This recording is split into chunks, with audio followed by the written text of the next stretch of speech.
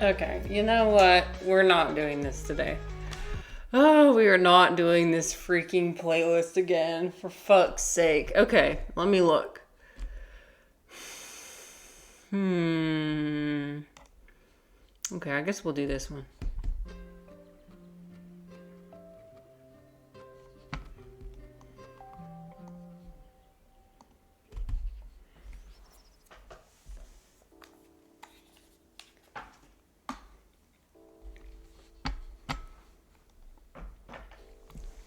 Hello. How's it going? Welcome. Welcome to the stream where we forgot to name the stream. Oh, we do not have any plans for today. Oh no. What do I do? We don't have any plans. Oh! Should I have hit stream? Probably not. Also, I've got a mushroom on my computer. Nothing to see here. Nothing to see. This is a stinkhorn mushroom, probably. Stinkhorns form such interesting shapes. So let us just admire. We'll admire this mushroom in all of its phallic beauty. And that's the way we're going to start off today's stream. I mean, I can't think of a better way to start off. It literally feels like fucking Whiplash when I play like an actually decent and good song and then I go to the loaf. I'm complaining again. I feel like we should have a game like, okay, drink whenever Marissa complains about the music selection. Hello, hi Ivan. Oh fuck, I didn't think anyone was here. Hello, we are appreciating nature's art. Nature's artwork is so pretty. Yeah, stinkhorns are so cool. This one decided to form a shape commonly found in nature. Typically they don't look like this. Typically they look like, I'll show you what they look like. Stinkhorns are really cool though. I'm afraid that we do not have a topic for today. I'm so sorry. Except, Ivan, I'm glad you're here. I'm always glad you're here. But we were also talking about you yesterday, so I figured I'd come clean. We were yapping about you yesterday. Don't worry, it was all good things. All good things. Look at this. So it usually you see how it forms like a net-like structure like this? This is so cool. But often it does form kind of a more phallic structure. There's so many different types of stinkhorns. Actually, I think that stinkhorns are one of the most diverse category of mushroom. I could just be talking out of my ass, though. I feel like I've heard that before. I love the one with the little skirt on the bottom, like the net skirt. So cute.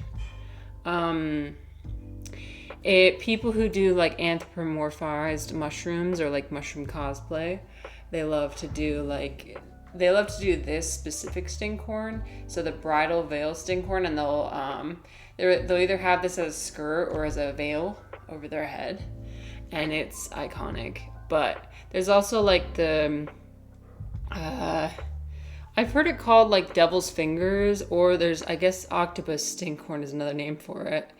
And this is what I'm assuming it could be. Although I'm not a expert forager, so I wouldn't know. But that phallic one was looking very much like this kind. I said, are their structures determined by their DNA/species or by environmental conditions? I think that's a good question. I am not sure. I'm afraid I'm not an expert. So I would do some research. So let's see. How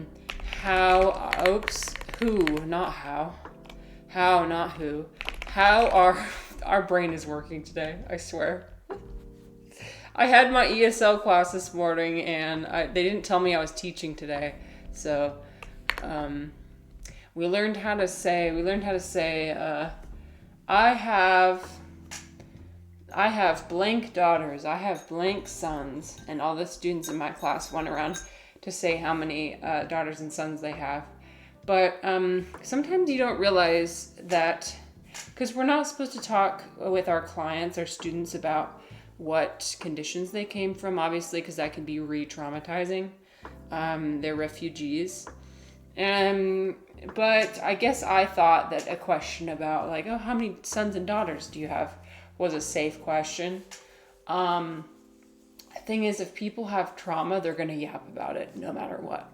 So you can't really avoid it. You're just not supposed to ask them questions about like, what's your immigration status, obviously. But also don't ask them questions about like, how did you come here? Because that can be very traumatizing. But okay, that was a very long aside. How are mushrooms structures formed? Hello, Choza. How's it going? Hyphae at the outer edge of the mycelium will form into tiny balls called primordia. So these are like the little pins that form. And it's really cool. So, okay, here's something I do know, Ivan. I do know that, because I've grown mushrooms before, the air, the oxygen in the container that it's growing in does determine how long the stems grow. So the oxygen and humidity. And so if you have like really low oxygen, and typically you grow mushrooms in like an all-in-one bag, that's like the easiest way to grow them. And and you cut open the bag to allow oxygen, to allow airflow, because that's what's required for like fruiting conditions for a mushroom. So you have the mycelium, it like fully colonizes the substrate, but then it needs some sort of like a shock to the system to cause it to fruit, because it can be storing up its mycelium for a really, really long time, and it'll just like stall out. Sometimes it won't even grow any mushrooms. There has to be the right conditions. So like you got to open up the bag and introduce some oxygen and some airflow and also some humidity. And sometimes actually people say you can drop the bag, drop it, like thump on the floor, and that can simulate like a log dropping. So it could even be gravity as well, like a physical shock that causes like these pins to form. And then once the pins form, if there's not enough oxygen, then the pins, and also sunlight as well. So sunlight also determines. If there's not enough oxygen, then the pins will grow really, really tall. And then the sunlight determines sometimes how dark the caps happen, until something goes wrong and The Last of Us happens. Yeah, that's very unlikely with the cordyceps fungus. That's very unlikely. I think that the reason why it works in ants is because ants are much simpler creatures than humans. Like much simpler, like nervous system functions, and that's how the mycelium is able to get in there. But it's really cool. I mean, okay, this might be a spoiler for the new Avatar movie. Okay, so if you haven't seen the new Avatar movie, don't. Click away for a minute.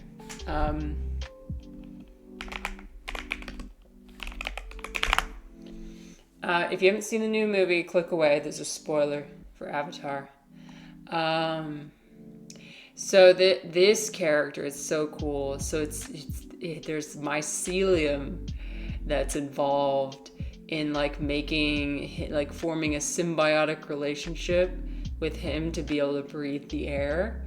And I think that's fascinating. I don't know the actual possibility of that happening, like how that would work. It's so interesting, right? If you don't use it, you'll lose it. I don't know if you guys feel the same way about like, well, I'm a simple man. Well, then maybe I guess you could be. What's your IQ, Chozo? What's your IQ? Hello, SD, your goat spider. Hello, my friend SD. We're talking about mushrooms. We're talking about movies. I'm so sorry. There's no plan for today. You guys, I've been having absolute killer streams these days, but I can't deliver today. We're gonna try our best. Cause like nothing's worse than the FOMO of like, ooh, I could have streamed today. You know, like I don't want to miss out. I don't want to miss out on like the opportunity to be with us. That's gonna be like one of my streams. What are you talking about, Ivan? You have plans all the time. Come on. You got the way Ivan streams works, you guys. Shout out to Ivan. Genuinely very smart individual, like probably the smartest person I've ever had the opportunity to know. What he does is he brings research papers and kind of disputes them. He's like, okay, so here's this research idea, and here's why it's wrong. Here's why it doesn't work. About like consciousness. About Ivan's super into rationalism. I'm not gonna explain that. I don't know. Listen, if you are scientifically minded, or if you would like to be scientifically minded, come on over to Ivan's stream. Hello, Sam. Way to discount Shane. Wait, what? Why? What'd I do? What? Oh no! Everyone's coming after me. I'm tired, you guys. It's a 2 mushroom stream. I might move it down to 1, actually. I think I'm gonna move it down to 1. No! 1 mushroom. No. At least it's not 0, right? And then SD said, Awa is a mushroom, or so I've seen in Avatar. I know. Okay, you guys. So if you haven't seen Avatar, leave the chat now, because we're gonna spoil the hell out of it. Yes! This is why I love this movie. Okay? Magic mushrooms, literally. Yes! Yes! They literally connect with their... So it's discovered that it could be a mushroom.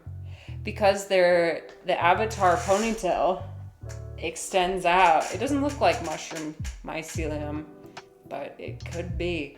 And what it does is it like latches onto the spirit trees or to the ground. It can latch onto the ground, connect to the ground.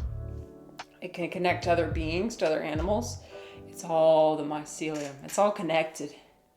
It's all connected, you guys. It's so good.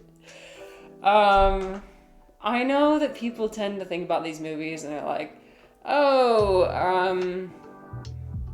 something that really, really surprises me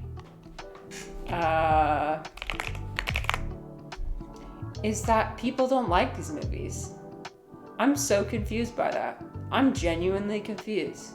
Because I'm like, you're telling me this is boring. People put their entire heart and soul into this movie. They literally put their entire soul and they worked it to create a language, a people, an environment, world building. Like they threw Lord of the Rings level lore building in here. You know? SD said, I do think Fire and Ash was the weakest of the 3. Yeah, I do agree with that, actually. But it was still really fucking good. Yeah. Just like how I thought Wicked 2 was good. It wasn't as good as the first one, but it was still really fucking good. I just think that our media is so... It has to be everything. Like, people aren't impressed by the ultimate stimulating experience. Like the visual stimulation, audio stimulation, story on point, blah, blah, blah, blah, blah. It's like people just want more. They want something different. And this is the problem with Marvel. Marvel, their magnum opus, I believe, was Infinity War. After that, they couldn't do any better because it was just, that was the, you can't write a more compelling villain than Thanos. You cannot, once you introduce, and then you introduce the idea of like the multiverse. So I guess like the multiverse ones after that may have been like, that could have been the turning point. But like, what do you do beyond the multiverse? There's no extra idea. Everything's already been explored, you know? All the ideas have already been explored. There's nothing more to do with that universe. Except to like recycle the same thing over and over, the same story over and over again. Oh, you agree as a diehard Marvel fan. Oh, interesting. It's a shame because I was a huge Marvel fan up until that point, and it was a global event. I remember it was so fun. So many memes that came out and so many. But Cyclops will return in Doomsday. But Professor X will return in Doomsday, even though the genuine worst movie I've ever seen in my entire life was the most recent X-Men movie. Have you guys seen that one? No. Wait, what was it called again? X-Men. I forget. I forgot. Like it was that bad. Where's the one with like the stupid villain? Oh, okay. Well, maybe Dark Phoenix was really bad. Yeah, I did not like Dark Phoenix. What was Apocalypse one? Was that the one with the pyramids? Because I remember this villain being really stupid. Days of Future Past was excellent. I love that one. I loved it. Oh my god, it was so dark though. I mean, but good, in a good way. But then they just kept going. That's the thing. People get hold of a really good idea and a really good reaction. And maybe that's the thing. Maybe these writers and the producers, they can't anticipate what's gonna like really, really hit and what's gonna really, really miss. So maybe that's part of it. Sam says, I found pretty much nothing about Avatar interesting. Okay, wait, that's fine. Interesting new idea. Wait, please tell me. What do you mean? That's interesting.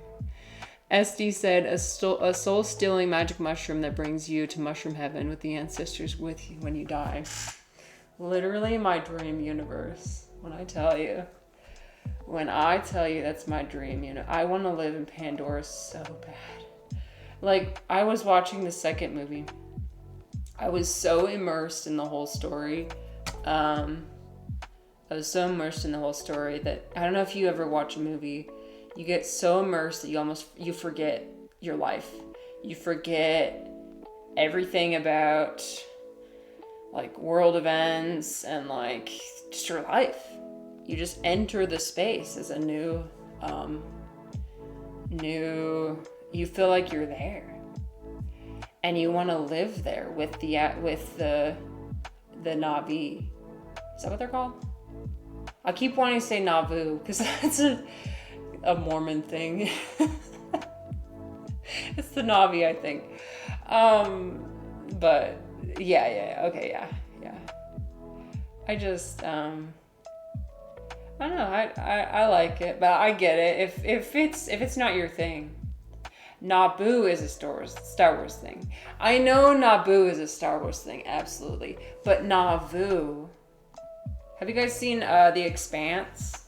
Have you guys seen The Expanse, that like sci-fi show on Amazon, had the LDSS Naboo. And it was actually like this really cool. So like they had space Mormons.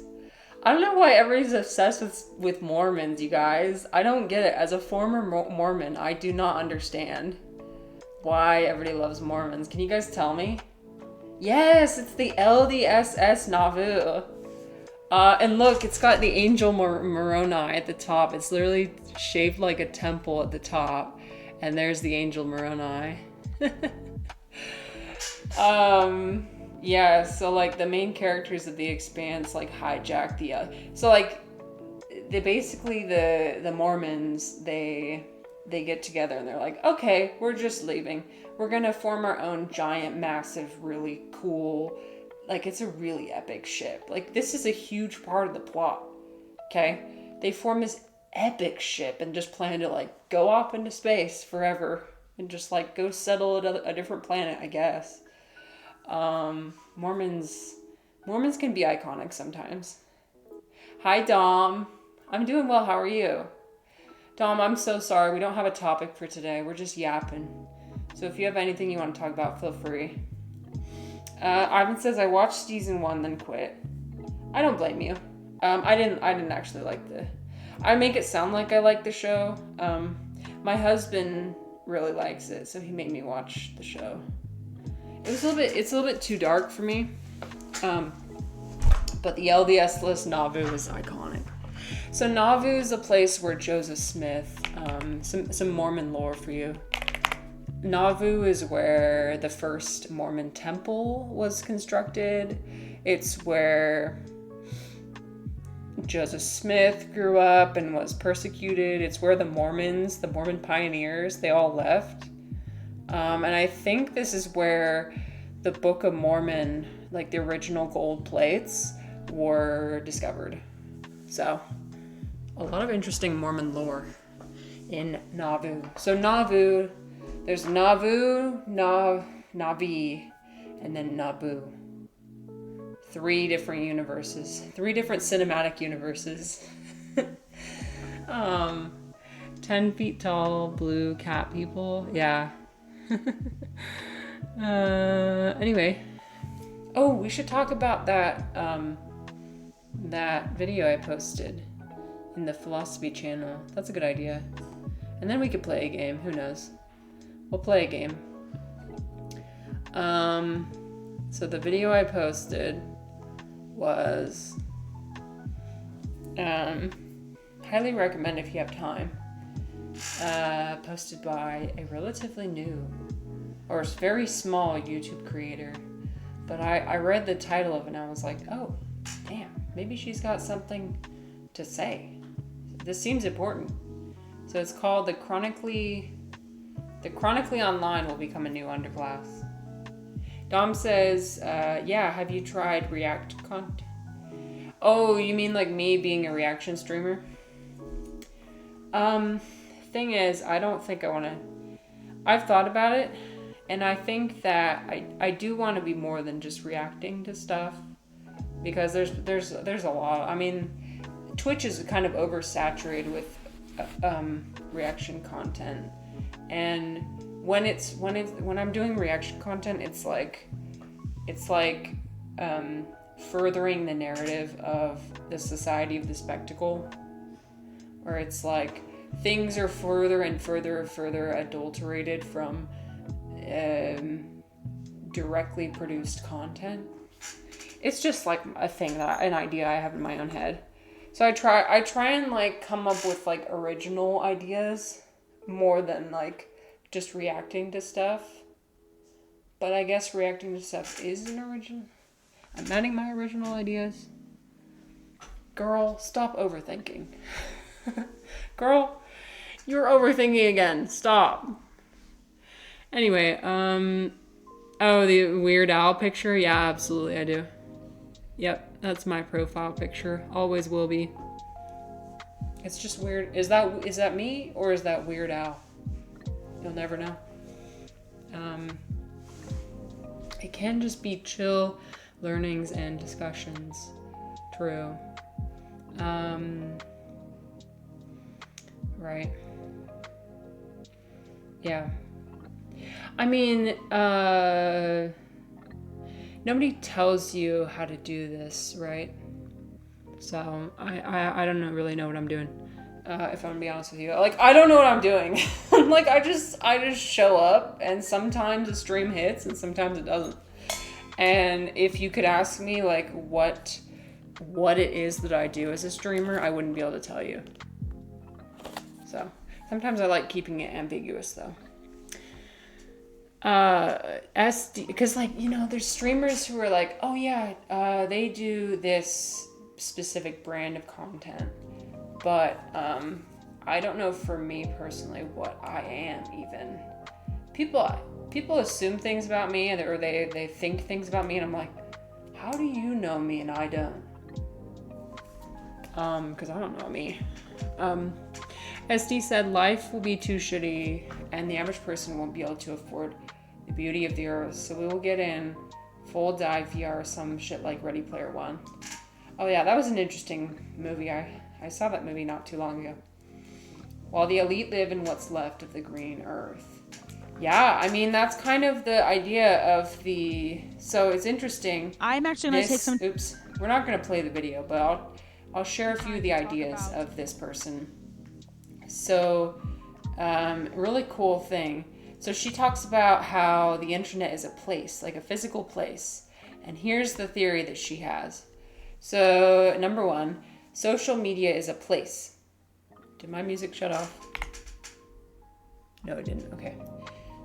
Social media is a place, distinct from the physical world, but still an environment we inhabit that impacts how we communicate and live. Number two, this place is... So it's like, it's not just like a... I think what she's saying is that the internet is as real a place as going to a third community space. I don't know. Well,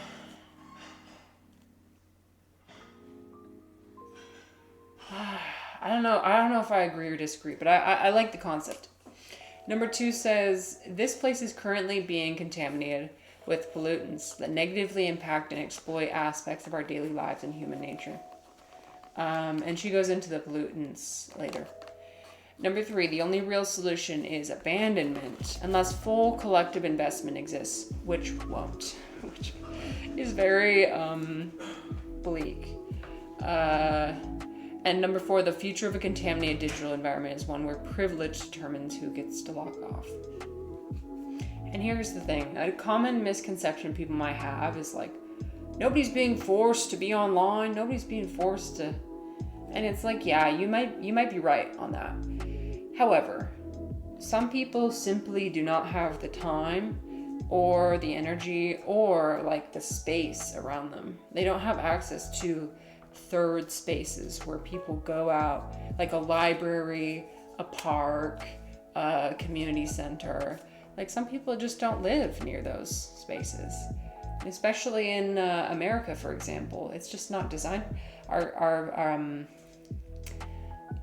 Our cities are just not designed around, like, with community engagement in mind.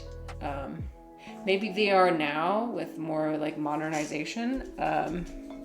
Like, I mean, like super, super modern, but not like immediate post World War II design cities. There's a really interesting book called Growing Up Absurd by Paul Goodman. And I read the whole thing for my master's thesis. Great book, but it also talks about how our spaces are not designed for natural human-to-human interaction. Dom says, I know a music producer streamer. He reacts to music news as a segment.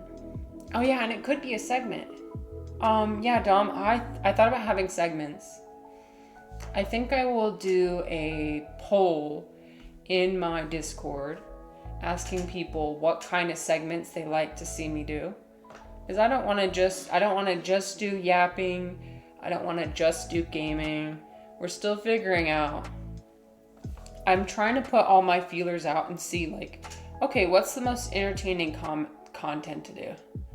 Because I'm not really doing this for me. I mean, I am, kind of. But I also have the goal in mind to be entertaining and to, like, grow an audience. I mean, I just want to be transparent about that. Like, that's what I want to do. Another dude has a segment with science news videos, stuff like that. He'll watch. Okay. Yeah, that's helpful. And I try to watch other streamers too and study them, study their behavior and how they do things, right? SD said, lots of people do variety streams. You don't necessarily need something specific. Yeah, variety. Right. You need to have a good balance between like being too open, wide open, and like having a plan, like being too rigid. If you're too rigid, you don't allow for any sort of movement away from the, like side, like tangents, side conversations, etc. Then people might leave because you're not inclusive.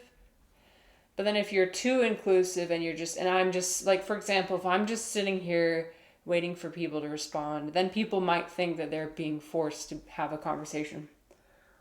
I don't want to do that either, because I've gone to other streams where, you can tell the streamer is wanting to engage with people really bad, and I completely agree. Like, I get that so bad, but like I'll go in there, right, and they'll be calling me out by name and say, Marissa, what do you think? Marissa, what's this?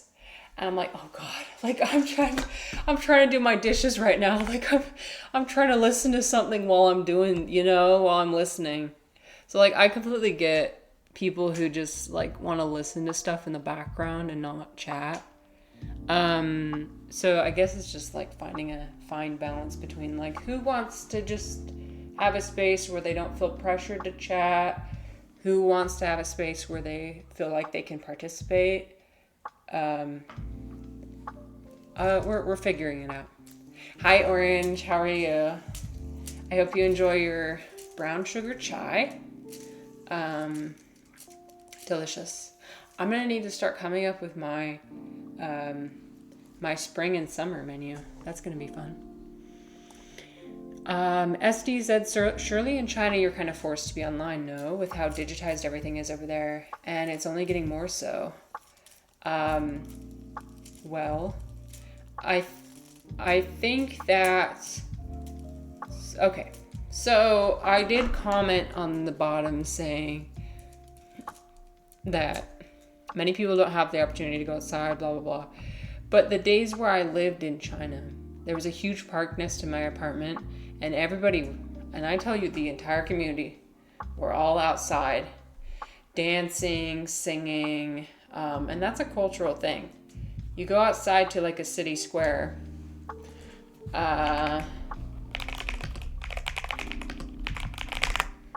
You go outside to a city square and you'll see the aunties. It's usually the aunties. Yes, the aunties. Oh my God, it's so iconic.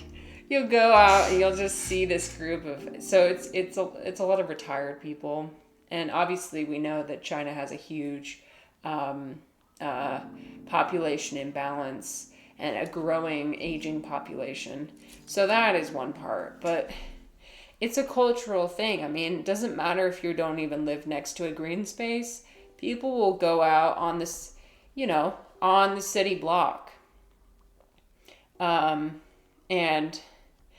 just dance. They'll blare like the pop music and just, yes, it is such a sight to see. They'll just dance without abandon. They'll just dance like nobody's watching. I want to take videos so bad, but also I don't want to invade their space, And I when I lived there, I danced with the aunties a couple times, but most of the time I was actually too shy because I was a spectacle, If I show up anywhere in China, I'm a spectacle, so I don't want to interrupt the aunties.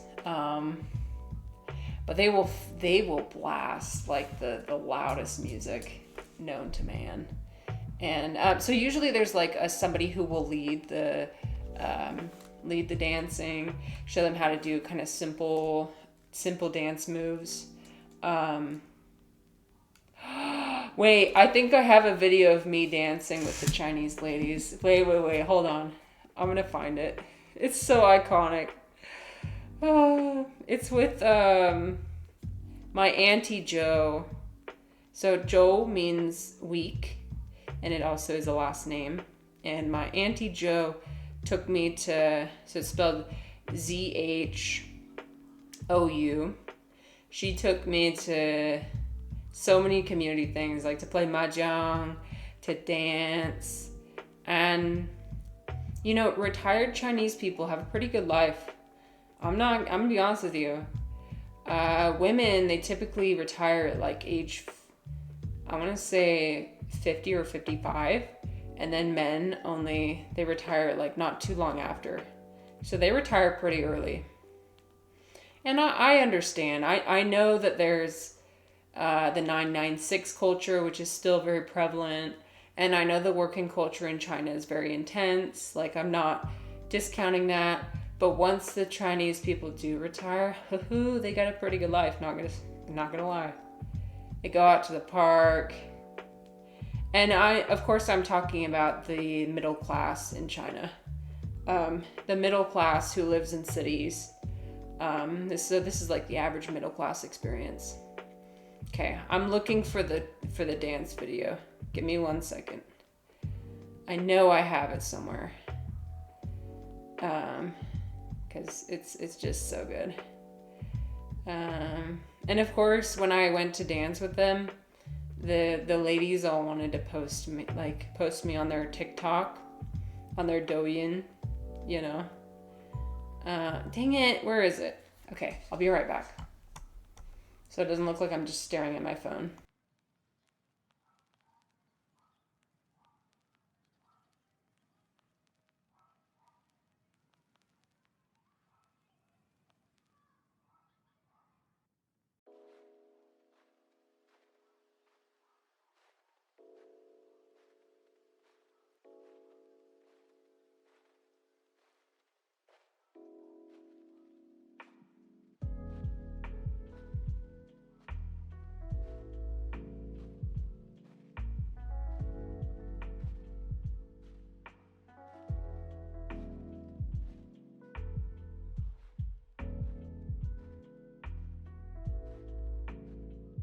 Okay, I found it. I found it. I'm just emailing it to myself right now. Hold on. How do I email it to myself? Let's see. We're gonna email it. Hold on. I'm gonna do it without doxing ourselves too, which is very important. Okay. Oops.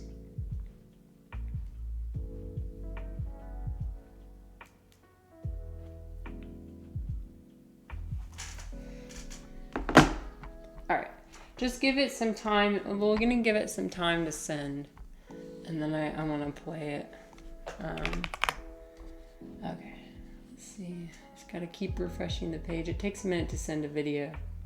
It's like a minute long video too. Hopefully it's not, sometimes when I send videos, oh, here they are. It's like super low quality. We'll see.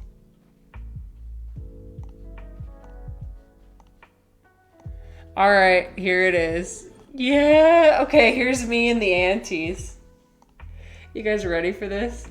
Okay, so this is my Auntie Jo here. She's iconic. She plays mahjong. Hello, Eclecte. So she plays mahjong, which is this game. If you're American, you call it mahjong. But if you're Chinese, you call it mahjong. It's the subscriber tiles. She plays that. She gambles like 3 times a week, and she'll earn $100, lose $200, earn $500 every week. With her, she'll sit down and play mahjong for like 7 hours straight. And then she goes to these dance classes. Okay, here we go. Let me turn my sound off, my music off. We're gonna turn this sound up. Okay.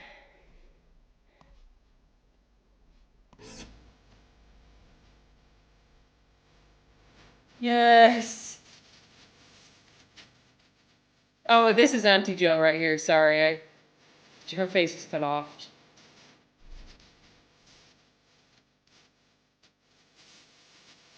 She's right here with the pink.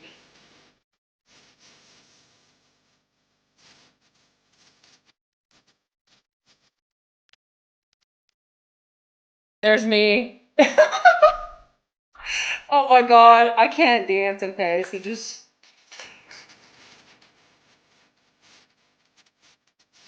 They must be exploding with Sheena, literally. My cultivation is off the charts. Yes, it's me and Auntie Joe. I love her so much. Listen, I cannot express to you how much. I miss her so much. Oh, I miss her so much.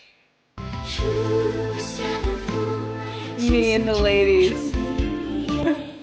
It's like me and the boys, but me and the ladies. You know this shit was posted on Douyin. Like, come on.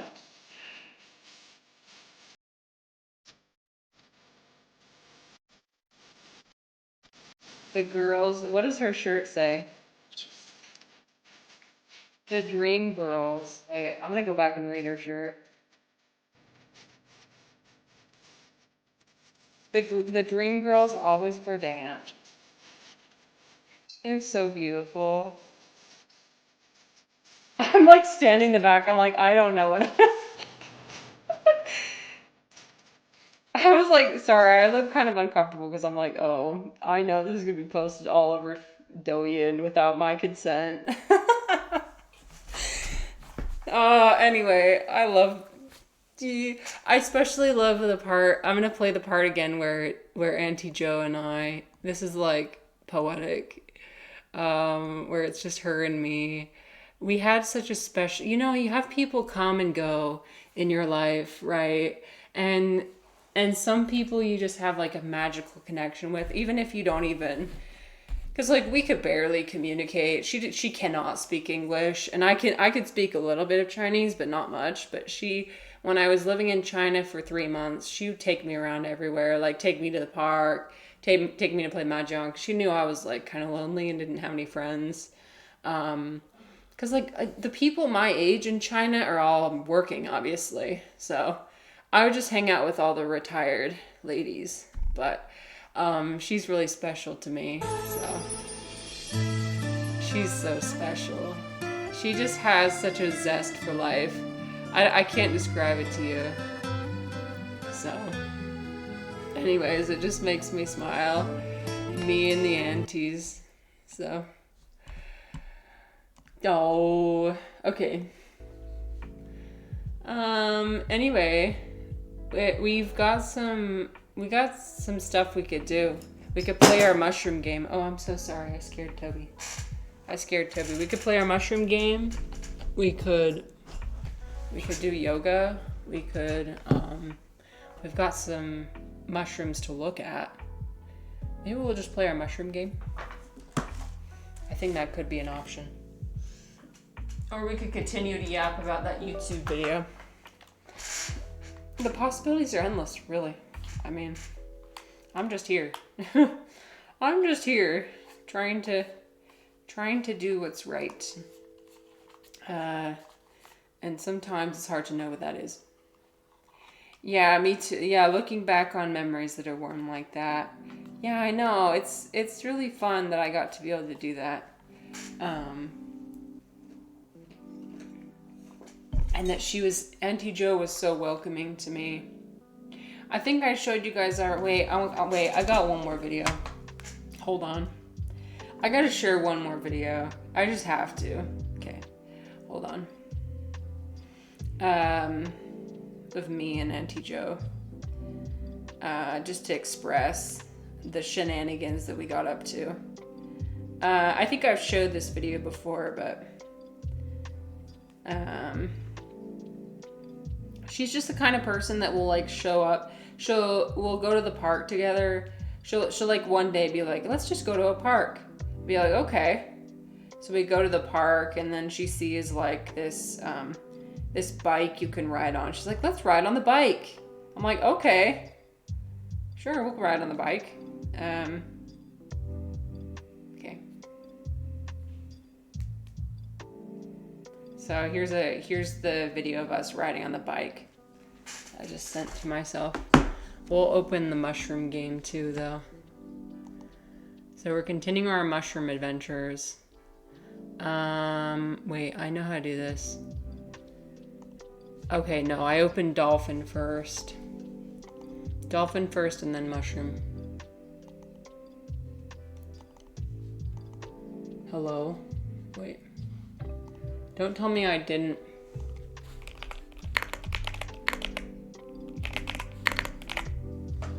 Oh no, it's here. I got it. No, I don't want the new version of dolphin, thank you. Okay. You know you found your people when you say yes more often than you say no. When you just want to do things together. That makes sense. I think you're onto something there. Where it's like somebody suggests something and they're like, let's just do this. And you're like, okay. And you just go along with it. Yeah. Okay, how do I pause the emulation? There we go. So we're downloading the other video now. Here's the video of us on the bike. And Shushu is singing in the background. It's so good. I don't know what he's singing, but he's singing. And there's me and Ai and Shushu.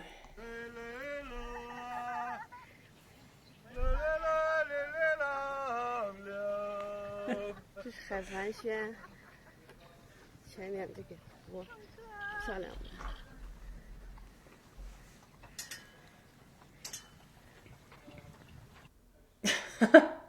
Anyway, we found this like 4-person bike. We're just like biking along the river. I mean, along the lake. We just get up to shenanigans like this all the time. We go on like a hike somewhere. We go drink wine somewhere. China has got wineries actually. So Ningxia is actually China's wine province. And so we went to a winery in Ningxia together and tasted some wine. Yeah. So Shushu, I actually don't know his name. I just know his name. I just know him as Shushu, which means uncle. I like Joe Shushu. Shushu. Like Joe Ai and Joe Shushu. Anyway, he drinks. He lives life to the fullest. I mean, every night he's told me, he's like, every night we're outside in the summer eating out. And he drinks like this I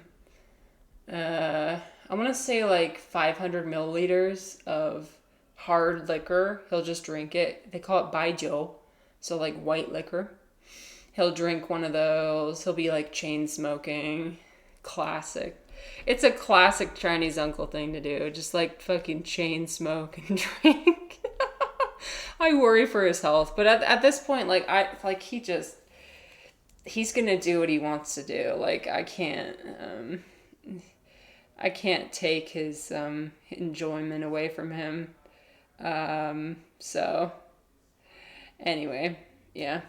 I'll have to pull up a lot of my other photos from China, but so yeah, the leisure time in China, really fun.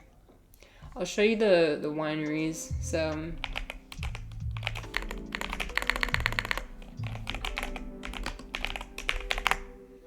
So there's like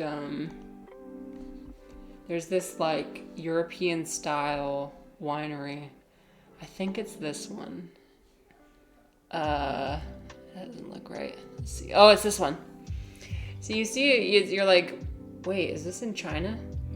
Yeah, it is. It's in China. Because you'd expect something like this type of architecture, but it's European architecture. It's a winery. It's like a castle. Here it is. We went here and tasted some wine. And it's pretty good. I mean, so typically Chinese people prefer red wine over white wine. So not much white wine options, but definitely red wine. And yeah, and there's the giant grape statue. And it was really fun. We toured the winery with like, I don't think this is the same place. I'm trying to find like the wine barrels and stuff. I love going to wineries and doing wine tastings. And so obviously I couldn't resist when I went to China. Yeah. It's so cool though. I know. China is fascinating. It truly is a magical place. Very nuanced. It's unfortunate because the West likes to frame China under certain narratives. And it's like, you cannot put one country as massive as China and as diverse as China into one box. You just can't. I mean, the same way that you can't put America into a box. People make assumptions about America, all Americans are fat and lazy, and let's see, what are some of the other stereotypes that people put on Americans? That we are entitled, that we just take whatever we want. And listen, maybe our world leaders do perpetuate those stereotypes. Yeah, they absolutely do. That doesn't mean that every single person in that country is going to be exactly the same, And that doesn't mean that, people make assumptions about China. Like, when I was in China and doing streams. Oh, now you got me on a yap. Sorry, I'm starting to yap without abandon. Someone stop me, please. Because I'm going to keep going. Once you get me talking about China, I won't stop. This is why I got my master's degree. I was doing my stream in China and like in a hotel, and like people were coming in and like perpetuating stereotypes, still being like, are you safe?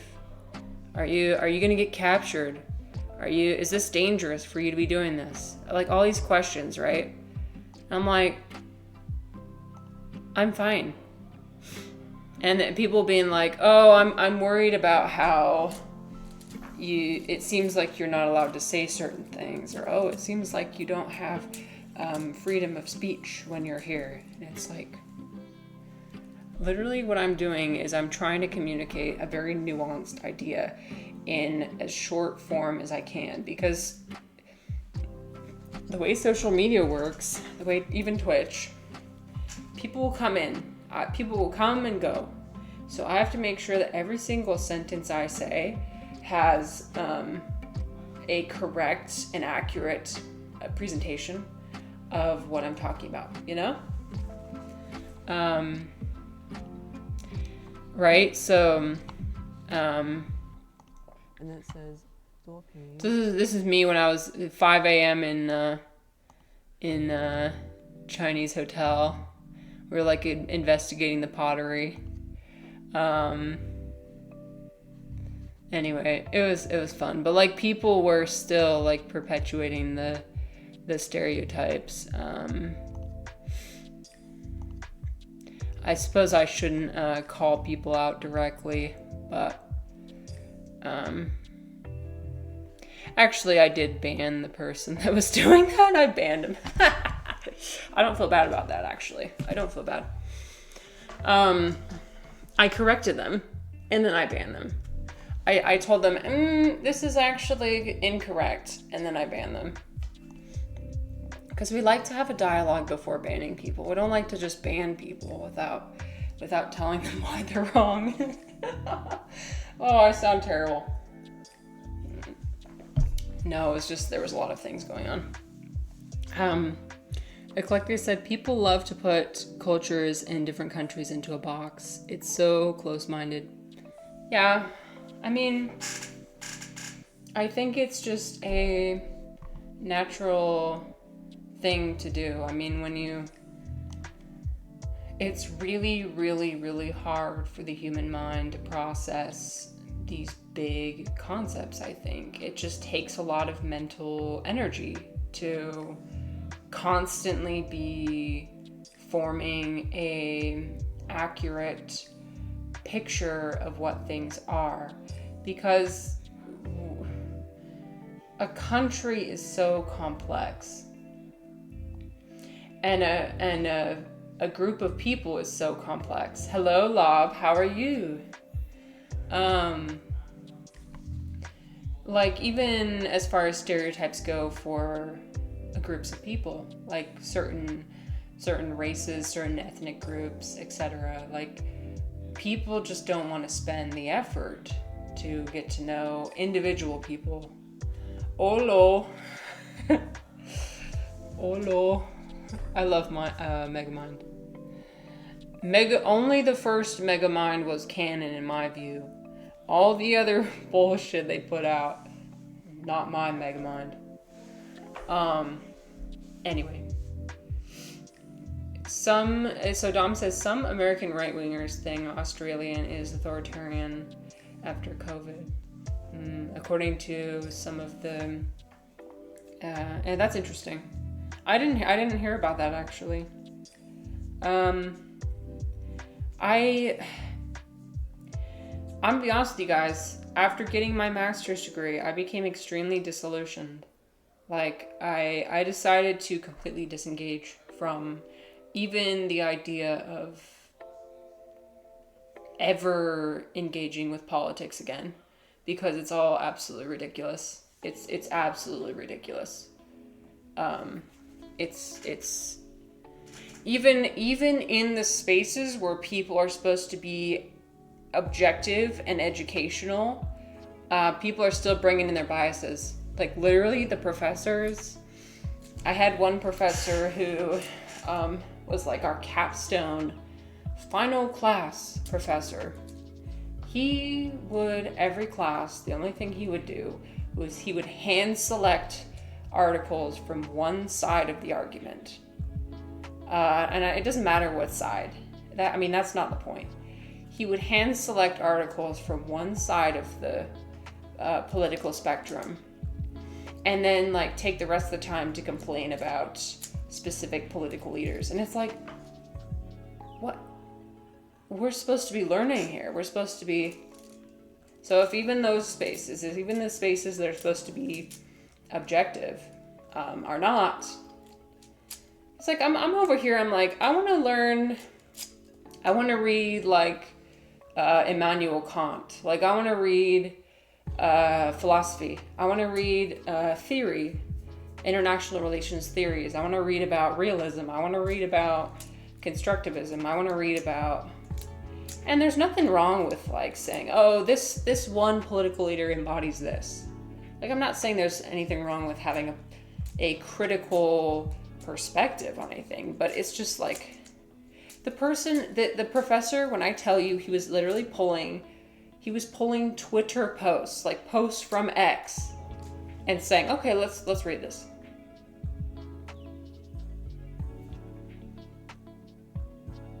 What part of this is academic, sir? Maybe I just have an interesting idea of how academics work. I don't know. Since like it was interesting making the shift from hard sciences to soft sciences. Labas, have you taken shrooms or? Not today, but I definitely have. I definitely have. I mean, if you couldn't notice from my overlay. Is it that obvious? I know, it's obvious, isn't it? It's really fucking obvious, I know. Ivan said, the less wrong rationalist community rephrases a Dune quote. Politics is the mind killer. And you guys, Ivan is a rationalist. And I think it's so cool, Ivan, how you explain things under the rationalist lens. Because it seems like you're trying to be as you're following the math, right? You're like showing diagrams. And I can't really go into the details because I don't understand most of it. But I like your approach to it. I think it's good. And I'm not saying like nobody's ever going to be free from bias. Like that's impossible. But if we're going to read biased media, we need to be able to read all the sides. We need to be able to read everything, for comparison. That's what's required for a critical look at something, is to include all angles. For depression, for mental health. It was actually it was super transformative for my mental health. Yeah, it completely changed my life and added more meaning than I ever thought was possible. So, not to say I encourage anybody, but if anybody's curious, feel free to. You can send me a message on Discord. You can ask me any question you want about it. I'm happy to share my experiences.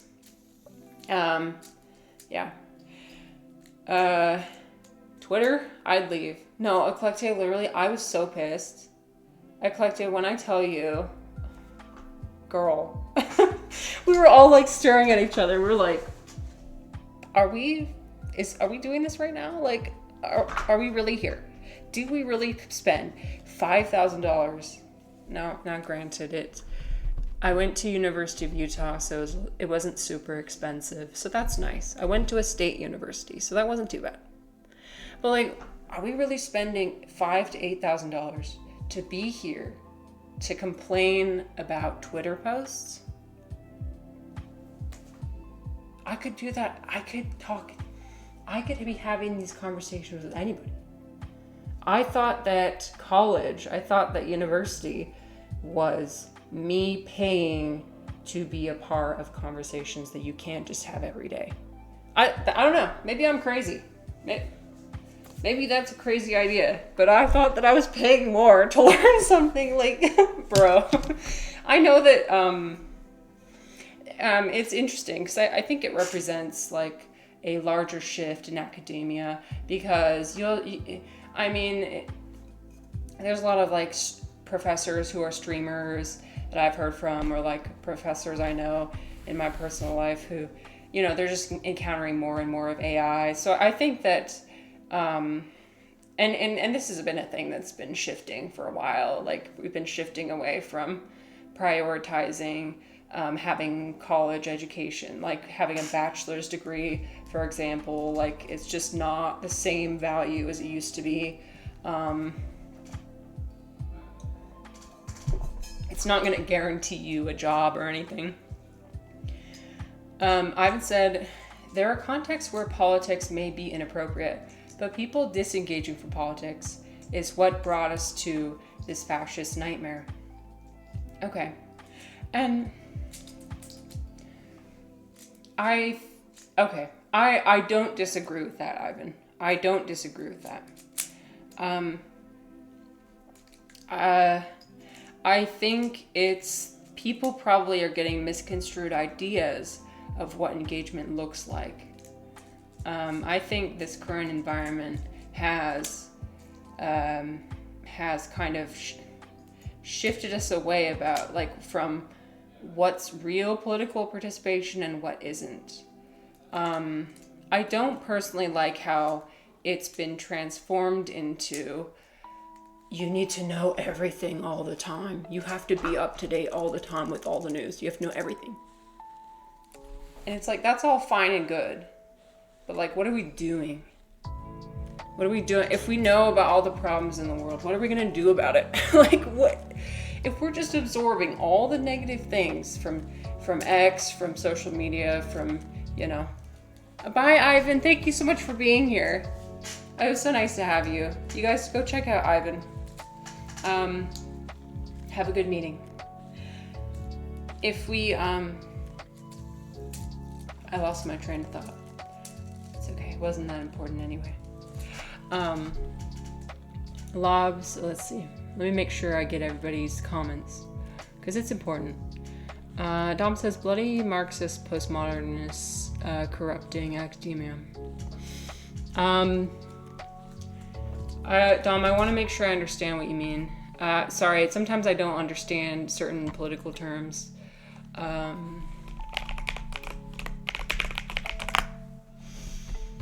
Late 20th century style and concept art, let's see. Departure from modernism, general distrust of grand theories and ideologies. Oh, okay, yeah. And especially with our the growth of populist leaders, I can see that for sure, a distrust. I'm so sorry. There's going to be an ad coming up. I can't snooze it anymore, so... Lob, if you end up staying through the ad, I'll address your comments after the ad. After the ads. Sorry. We'll drink some tea. Goodbye. See you after the ad, Void. Eclectic said, that blows my mind that a professor pulled up Twitter. He was pulling up Twitter, he was pulling up the same source every time.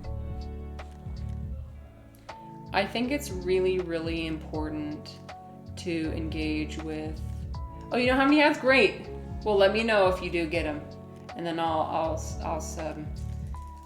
make sure not to address your comments. It's really important to see it from all sides, you guys. Don't just listen to one side of the argument, please. We can't be divided like this. Like, we gotta stop. We gotta stop. LARPing Jordan Peterson. No. I'm sorry, Dom. You're probably, it's just, I just, sometimes with these big words, I need to make sure what people mean, you know. I don't want to assume what you mean. But yeah. I agree that like a distrust for the way things have been done in the past, it does definitely capture this general human pattern which happens, which is that we don't study history. Okay, that's the biggest thing that we need to do, is study history. Look back and see what we did in the past and what mistakes. Learn from the mistakes of the past. We don't do that. And so we keep making the same mistakes over and over. And that's going to happen if you reject, the way things have been. Grand distrust of theories. Anyway, Lob said, one streamer in Canada studied political science but got no job. Yeah. So the job market for political science graduates is very slim pickings for sure. And that is one thing that's influenced why I haven't gotten a job yet. But the biggest reason is because of the disillusionment, really. I'm still trying to determine how I fit and how I can, because I don't want to participate in a corrupt system. I just don't.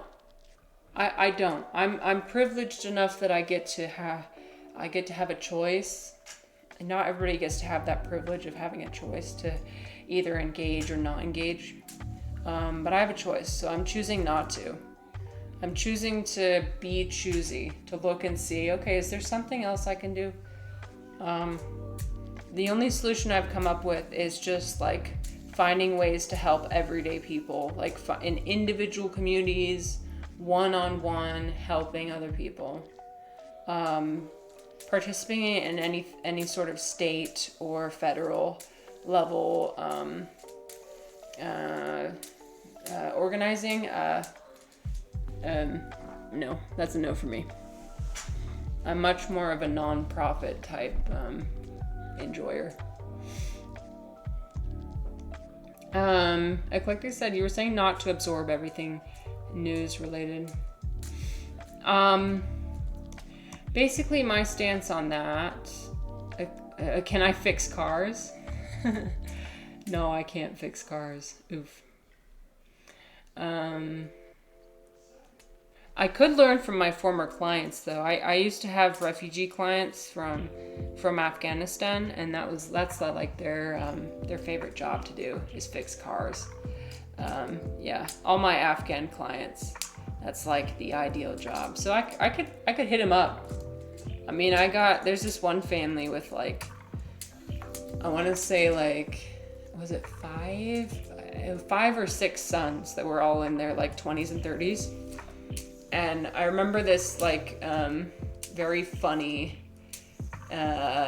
image that probably came to people's minds, where I was just sitting there with all the brothers in the lobby of a Hyatt house hotel or something. It was just like me. So imagine me and then like 8 Afghan dudes. We're just all chilling. We're just chilling. Me and the boys. It must have been a very strange sight. Hello, Tweet. Oh yeah, well thanks for being here. I hope you enjoy listening. Clients, you got their hair? No, I was their caseworker. So I helped bring them into the country. Well, not bring them in, but after they were brought into the country, I helped them with everything. Like helping them apply for food stamps, applied for housing, make sure that they didn't get kicked out of their apartment, and basically everything. Their kid was sick, I'd take him to the hospital. If somebody was experiencing a mental health crisis, I'd be like the first responder. It was a ride, but I wouldn't change my time there with anything. Will I ever do a casework job again? Absolutely not. So it was in 2021. So it was in 2021. So that was when the big influx of Afghan refugees came, or I guess asylees in this case. No, it's SIV cases. Let's see.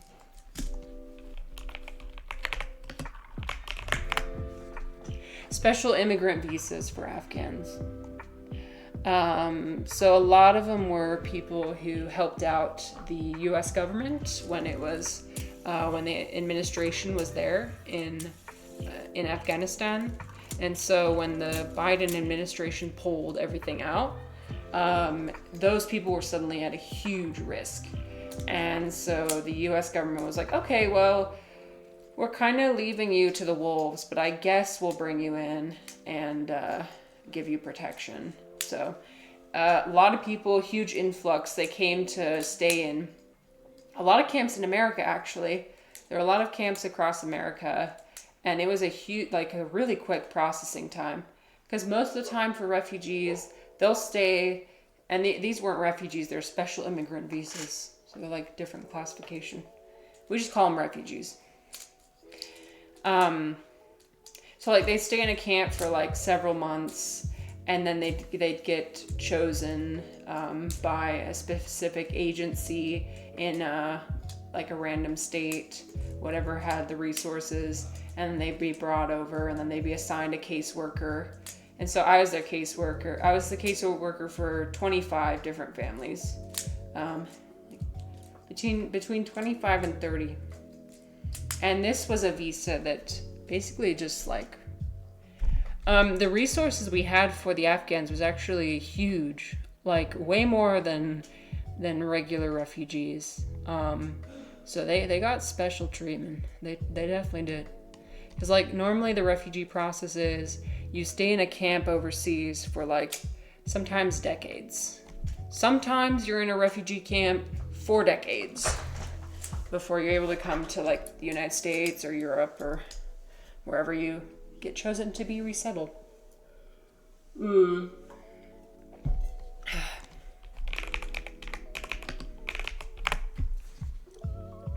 Now we're yapping about refugee resettlement. There's a few helpful graphics. Oh, this is the one that I like. What? Is that the one I like? There's a couple. The biggest hurdle that people get is qualifying for refugee status. Because you have to like apply with UNHCR, the United Nations High Commissioner for Refugees. And they'll like consider your case, but they'll be considering your case for like years. And there's not really any process you can do to expedite your case. And so you'll just be sitting in limbo, sometimes in like dangerous conditions for a long time. And then like, yeah, you get like brought over to the United States or to a different country. And that's when all the hard work has been done, when all the waiting has been done.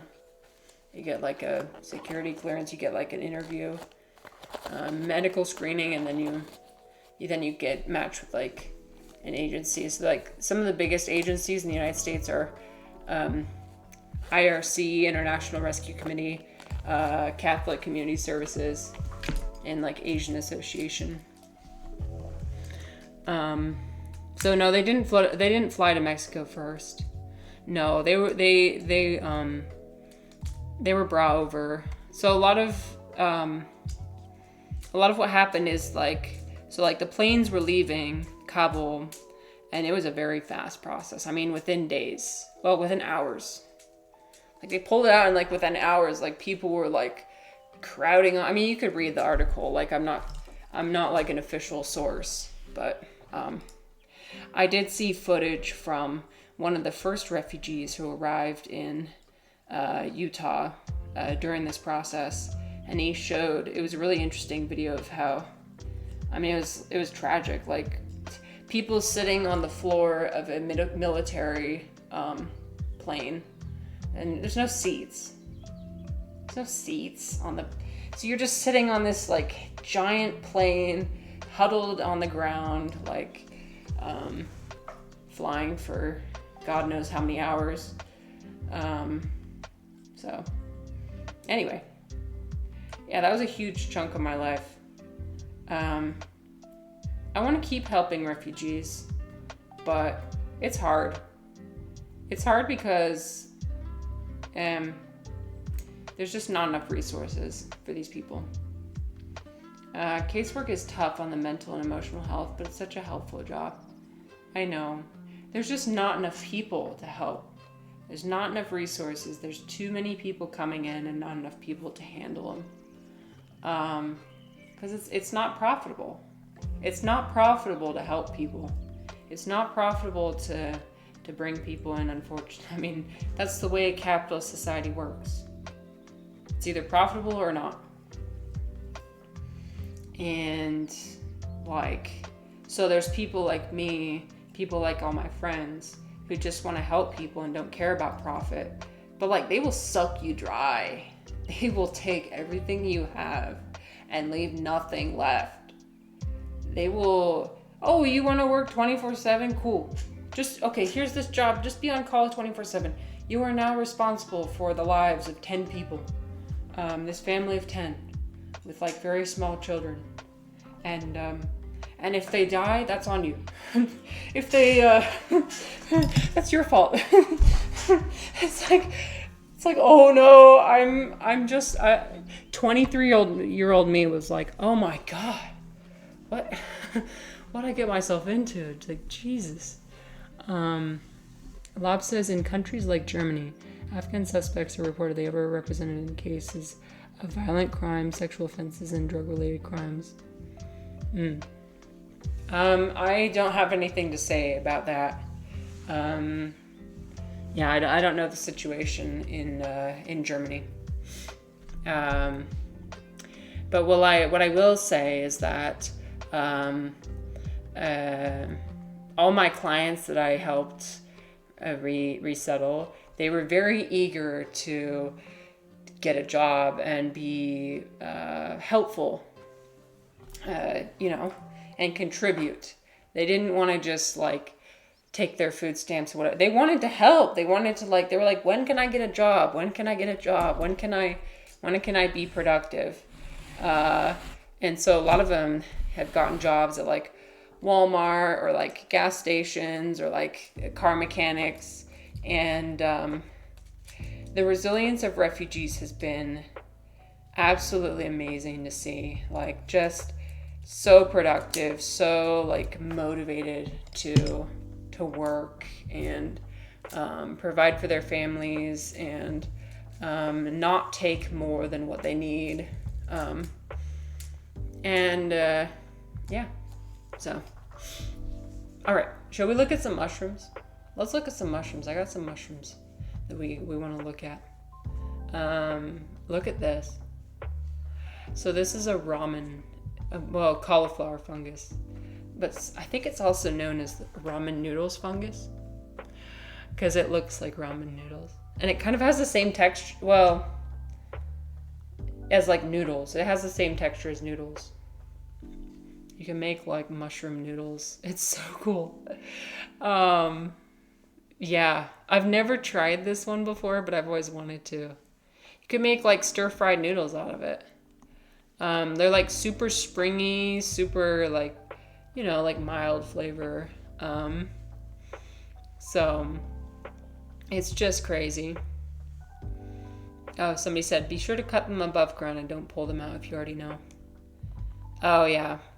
If you ever forage for mushrooms, you want to make sure you cut them instead of like pull them or kick them, or because you don't want to disrupt the delicate mycelium that's underneath. I mean, I guess it depends on like, if it's like a puffball mushroom, the ones that explode into spores, you can kick that one. In fact, it's encouraged because then you spread all the spores.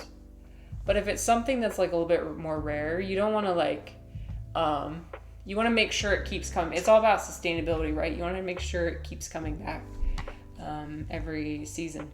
So only take what you need. And so you just cut off whatever you need. And as long as you leave the mycelium, it'll just keep growing back. I know some of the foragers, like what they do is they'll like find a space. They'll like find a space where they find mushrooms one season, and they'll just keep coming back, and they'll just keep, and it's like their secret space, like, ooh, stumbling upon a treasure trove of mushrooms. Like, that sounds so fun, in my opinion. I'd love to stumble upon some mushrooms. But yeah. One thing I will say, Lob, about your earlier comment is I would just encourage you to look at individual people instead of categorizing people as a whole group. I think that categorizing people as a whole group is almost never helpful. That's just my take. That's all I'll say. Look at this mushroom art. It's amazing. It's so cool. These guys painted this. It almost looks like a digital art, but apparently they use paint to paint it, which I think is so cool. I wish I was artistically talented, but unfortunately I'm not. But I like the blue color too. My ultimate dream is to like open some sort of store that's like mushroom themed, and we just like sell mushroom art. We sell like edible mushrooms, like tinctures, like we'll have a cafe. Like, that's my ultimate dream. I don't know if I'll ever fulfill it, but it's so fantastical. It's so magical. Also, my music turned off. Audacity. People are so talented. Yeah, people are so talented. Okay, shall we actually play the game? Let's play the game. I'm ready to play. Started working on a new album. Ooh. Love that. Love to hear it, Dom. How long does it take you to do an album? Like, how long did it take you to do your... Because if you guys didn't know, Dom actually has a free music album on YouTube. And I've used it before. It's so cool. you just go to Dom Rocks, it's like a psychedelic music. One sec. Nope. There. So if you just go...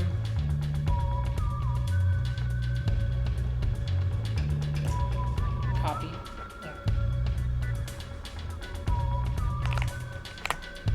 Check out Dom's music.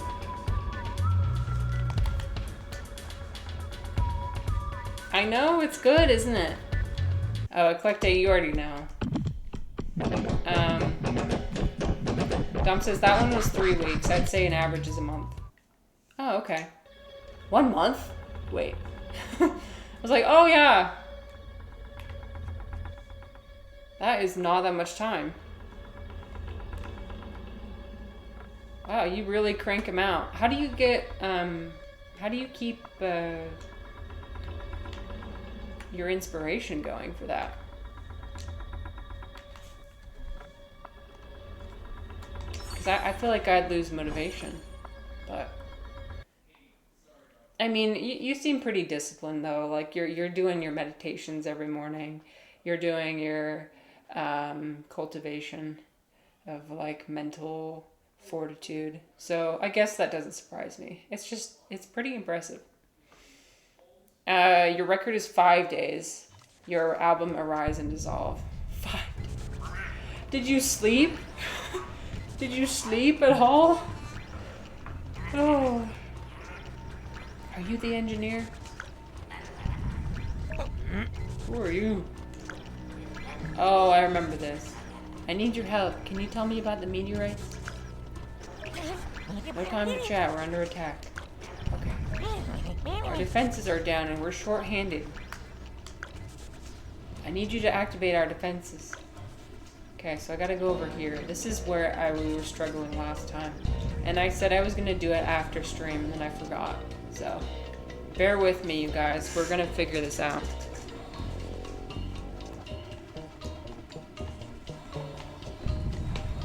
Oh dear, this is gonna be fun.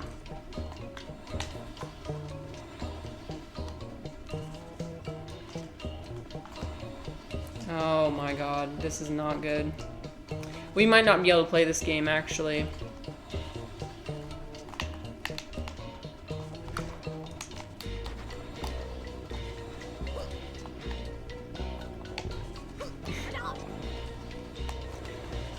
Okay, I remember that we can do this. Oops.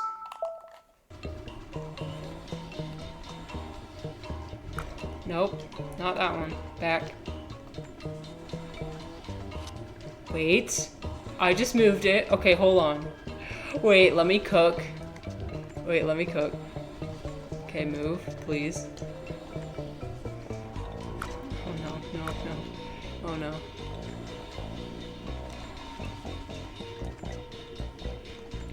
Come on, come on, come on, come on. I'm pulling it so hard.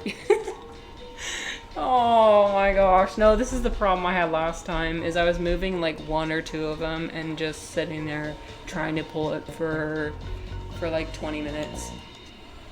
Dom says, some concepts are just super easy to execute, like the 5-day one. I was just matching up folk songs. Had another one that was 12 days, another that was 14 days. Oh, I see. So sometimes you do like mashups of different songs, and then sometimes, but you still do like some original compositions, right? I mean, like where you play a guitar and like use the song from, wait, that worked. Okay.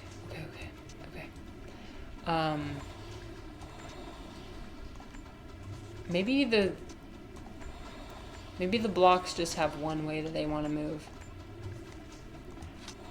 Okay, maybe they just have one way they want to move, too. Okay, this is just going to take extra time. Look, they're all moving.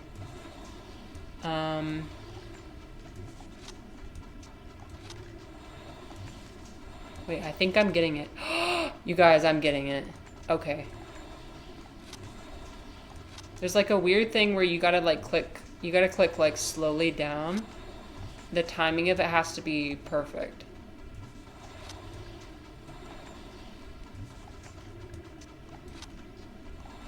Oops, no, not there. Down, yes.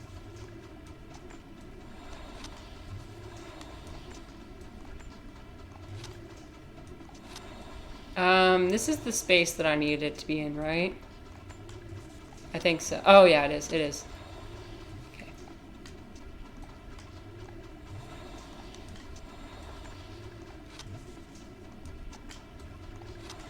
I'm locked in.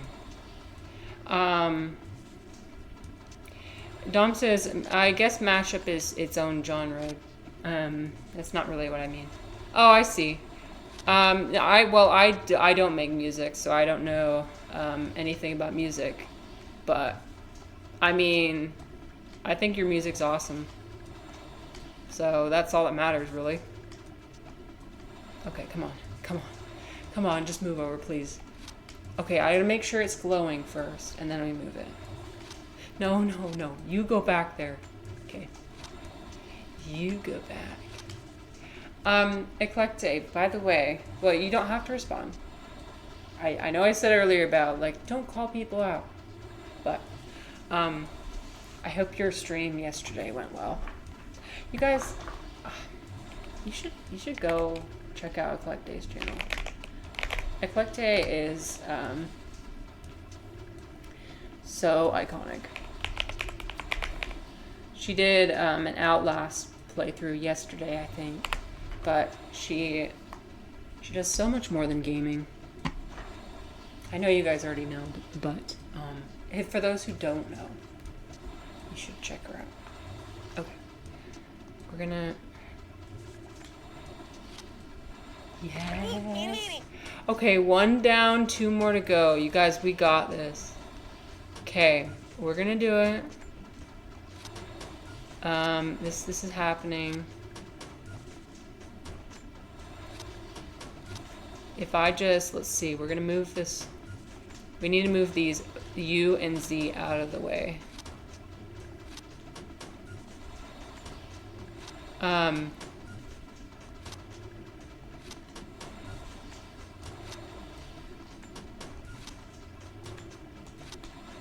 so if we just move this isn't too hard. Okay, now that I figured out how the formula for how to move stuff, this is so good.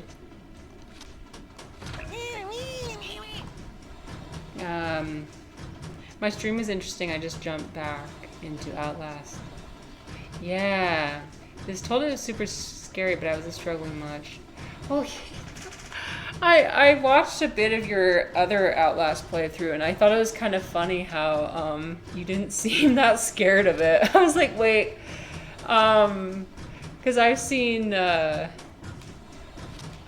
little bit of it, and I'm such a wuss that I'd be absolutely terrified.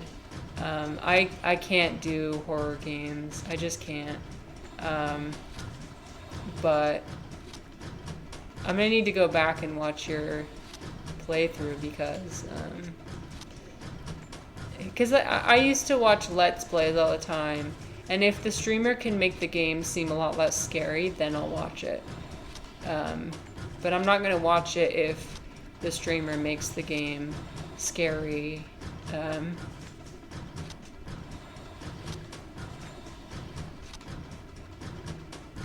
Oh, stop. You guys, Eclectic is like the nicest person ever. I don't deserve you. I don't deserve you. I've been consistently just amazed by the amount of kindness and creativity and just, yeah, people doing things on Twitch. And you guys, we did it. Woo, we did it.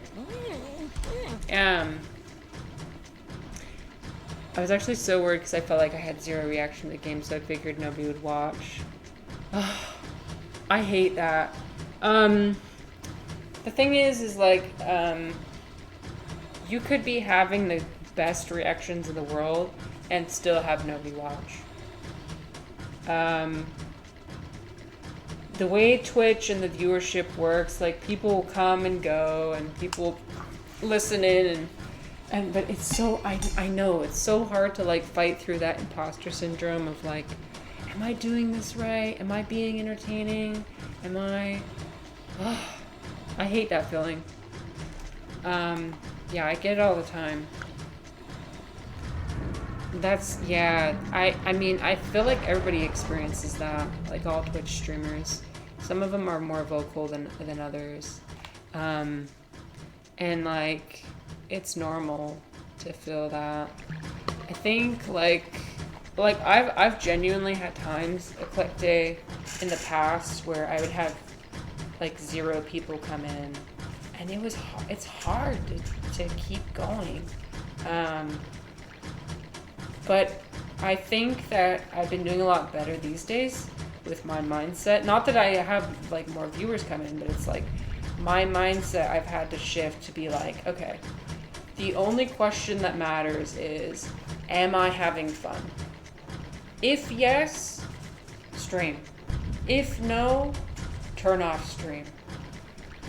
And that's all you gotta do. I mean, a lot of it's based on luck.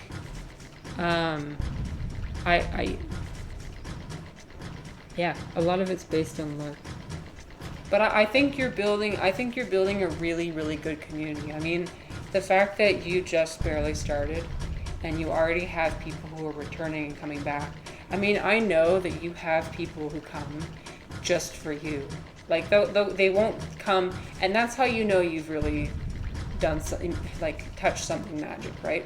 Where people come in, doesn't matter what you're doing, like if you're playing a game or if you're talking about something, if they'll come just for your vibe, which plenty of people do that for you already, like that shows that you are doing something really right.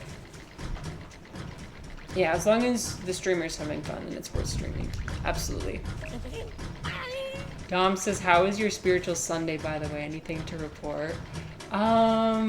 Let's see. Did I talk about anything yesterday? Okay, let me think. Spiritual Sunday is always awesome. Shit. Sometimes I have a... Okay, wait. I'm thinking. Because the most important part is integration, right, Dom? That's the most important part. Sometimes on my spiritual Sundays, I just live in the moment, and that's enough. Okay, so sometimes it's just like a reset. Like I'm resetting everything. Like, okay, I'm dropping into this space. I'm like resetting my nervous system. You get me? Okay, yeah, it can be hard to remember. I was crying for part of it. I was sobbing for part of it. And that's kind of what we're talking about yesterday with the sobbing and the crying. Me like studying my sobbing. I wrote down a few notes. Let's see. I've got my notepad. Here, let me turn off my display capture. Just so I don't dox anything. I'll pull up my notes. Oh, come on. Wait, where'd my note go? Oh no, did it delete? No, my note was so good. I think I deleted it. Frick. Dang it. Okay. By the way, you guys, I have to pee so bad. So I think what I'm gonna do is I'm going to... I don't want to run ads though. I'm gonna run ads so I don't have to in the future. Let's see. How do I actually run ads? I don't know. I don't know. Fuck. Can somebody tell me how this streaming thing works? I can't figure it out. Because I don't want to like take a 3-minute break and then not run ads for no reason.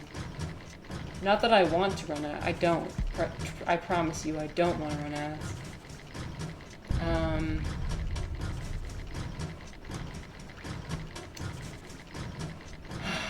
Okay. I can't. Okay, I'm just gonna go pee. I'm gonna go pee. I'm gonna go pee. I'm sorry, you guys. I'll be right back. I'm gonna pee.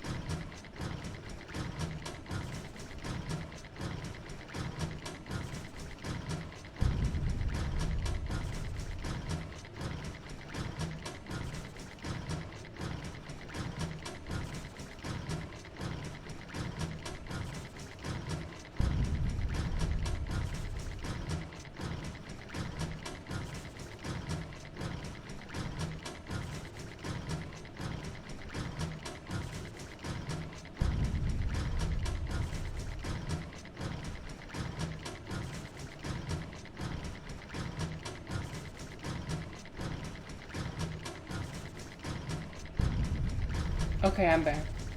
I was literally, oh, not this one. I was literally crossing my legs. That's how bad it was. Don't hold your pee, you guys. Do not hold your pee to the point of crossing your legs. I'm just a girl. Well, no, I'm not gonna ask that question. I'm just gonna ask a question that's way too invasive. Way too invasive for this chat. But the way I hold my pee is I cross my legs. Don't do that. It's bad for you. It's bad for your bladder. Just go piss, girl. You know, I was thinking the amount of times I've held my pee while streaming. Yeah, literally. Is it a note on sticky notes? Because even if I closed out, the history is still there. All right. Okay, it's whatever. The time is not right. If it's not opening right now, then it's not right. But something about Dom. It was something about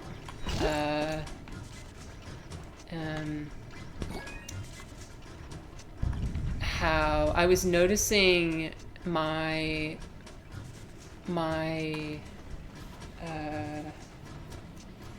rigidity coming and going when I was allowing myself to sob uncontrollably, and not thinking about what I would look like. Because sometimes when I cry, I think about how red my face is, how ugly I look, etc. Like the snot is dripping down. Like my face is super red. I think about how disgusting and whatever I look. And like, why? Why does my brain have to keep thinking about that, you know? Like, girl, be nice to yourself. I was thinking about how, like, when I didn't think those thoughts and I was typing, I was journaling, I didn't have any of those thoughts holding me back. I was typing like insane speeds, dude. I was like flow state. So true. So true. Starts with you. It starts with you. So true. It starts with you. Okay, I'm starting the engine. But then when I felt all those thoughts about rigidity, when I felt all those thoughts come in about my appearance and what people would think about me and my external validation, I was trying to type out what I was feeling, and I can't. You guys notice how when I type, I can't type. I keep making mistakes when I'm typing something out. I keep like, oh shit, it looks like I can't even type. I'm realizing that it's not because I don't have the ability to type. I do. It's just when I'm streaming, I'm caring so much about how I appear that it's holding me back from being able to do my do things. And so it's almost like a physical representation of how much I hold myself back from just existing. It's like when you it's like when you let's do a yoga. You guys, I'm feeling a yoga time. Let's do a yoga as an example. Yeah, I couldn't resist. We're gonna do yoga as a little break. It's like when you do a balancing posture, and I want you to try balancing along with me during this song and see what happens when you think about how you look when you're balancing and when you don't. When you just completely try and clear your mind and not think and just think about. You can look at a stationary point on the floor or on the wall and see how that affects your balance. So, like, explore, like, thinking about all your problems and thinking about all the things that stress you out and blah, blah, blah. See how that affects your posture. And then see what happens when you don't. So, let's do a little yoga for like 3 minutes. And then we'll come back and play our game. Okay. No, I don't want to stop my emulation, but I do want to get rid of this screen. Can I get rid of this screen? No, I cannot. Whatever. I'm going to bring my camera over. Oh, actually, you know what? I know. Hold on. Yeah, big one. Hi, Refly. We're doing yoga. You came just in time. So try doing yoga, try balancing. We're gonna do tree pose, super easy. Try balancing when you're thinking about a lot of things that stress you out, but then try balancing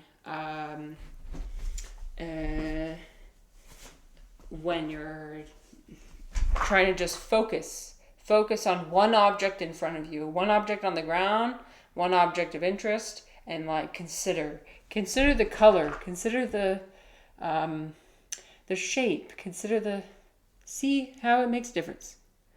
Okay, I'm gonna turn off my mic, so I'm not gonna see the chat. So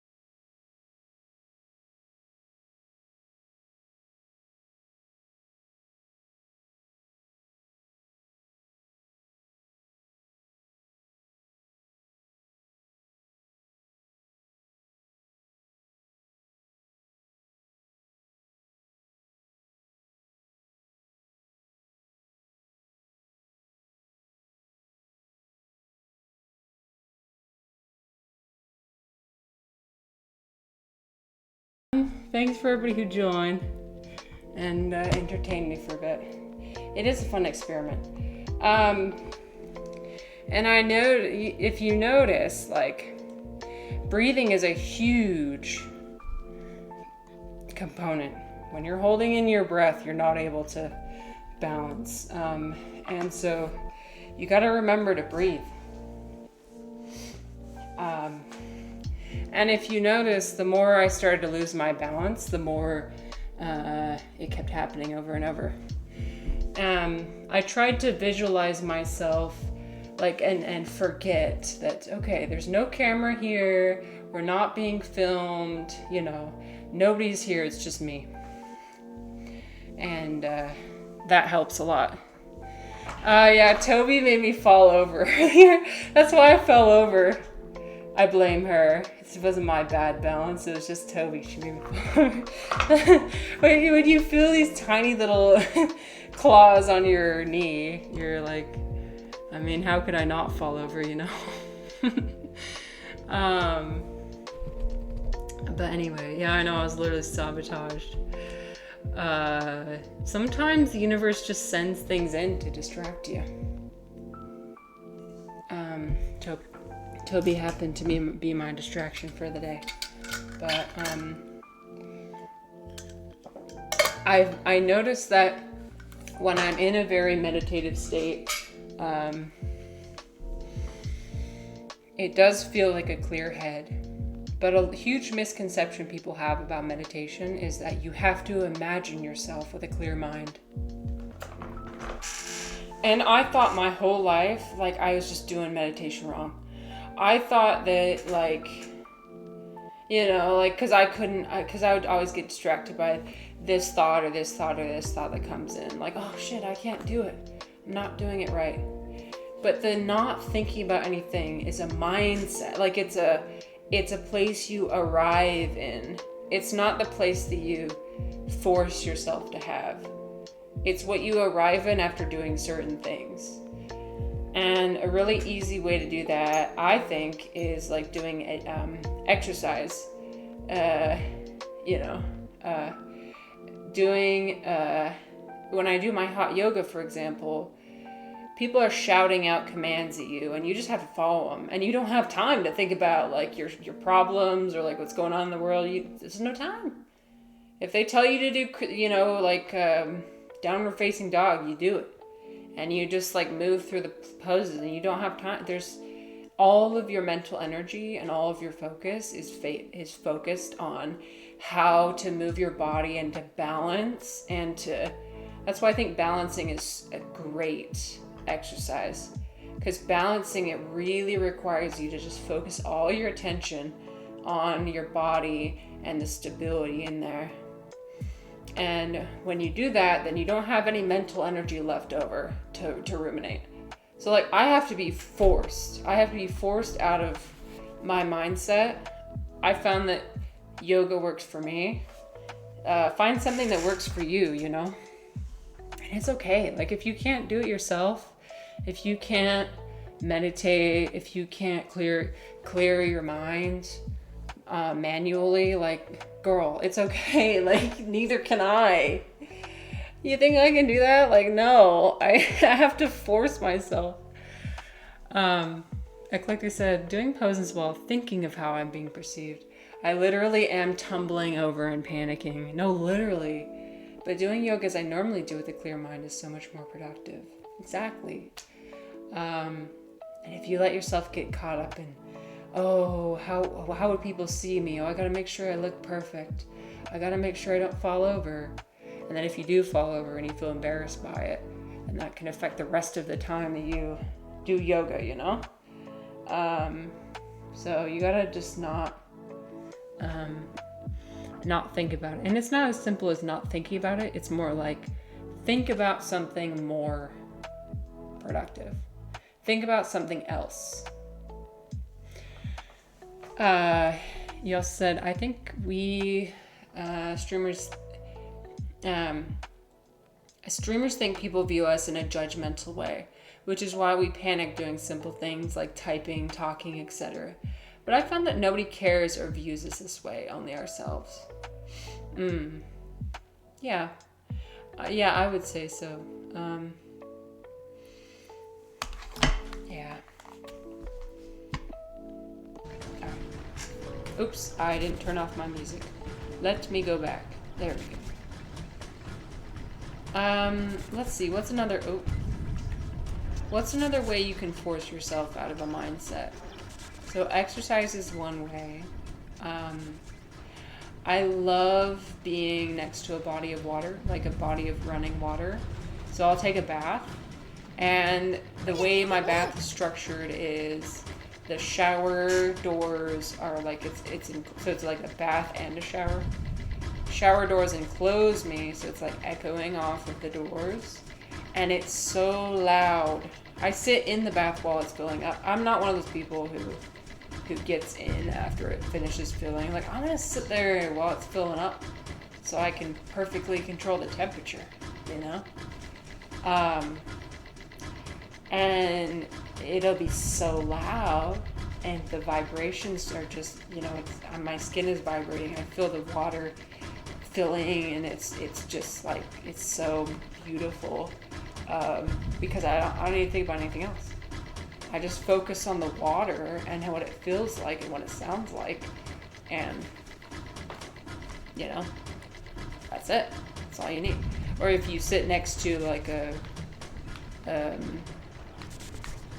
river, or like,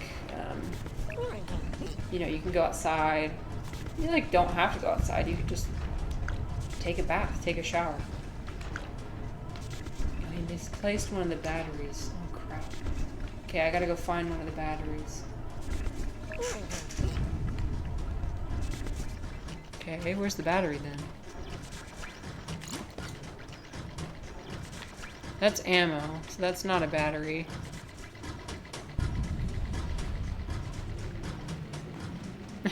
I'm a representative from the no springtime themed sweaters during winter. I have violated Rule 8. Oh shit. By the way, Ruthfly, hello. I don't know if I said hello to you earlier, but hello. Violator. Rule breaker. It's like that one rule where it's like no white after Labor Day or something. Some of the fashion rules are kind of funny. I just overheat, dude. Like, I just get hot. So I like how it warms the core of my body. And plus I'm inside, right? I'm inside, so it's a perfect 68 degrees in here.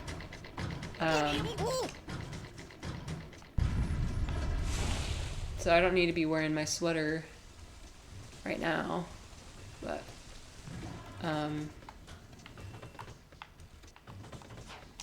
I appreciate it. So what's my punishment then? What's my, you know, what are the consequences for breaking that, violating the rule?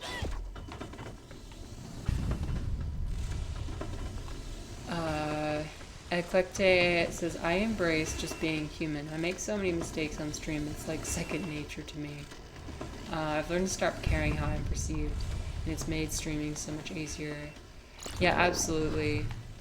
I've done something similar where it's like, I used to care, well, I still do this, where I'll have an idea of how stream's gonna go, and like I'll prepare something, and I'll be like, oh, okay, so people are gonna react this way. And then they don't. And I'm like, oh, fuck. And then I get bitter, and I get annoyed. And it's purely because I set myself up with unrealistic expectations of other people. Okay, what do I do? Do I connect the...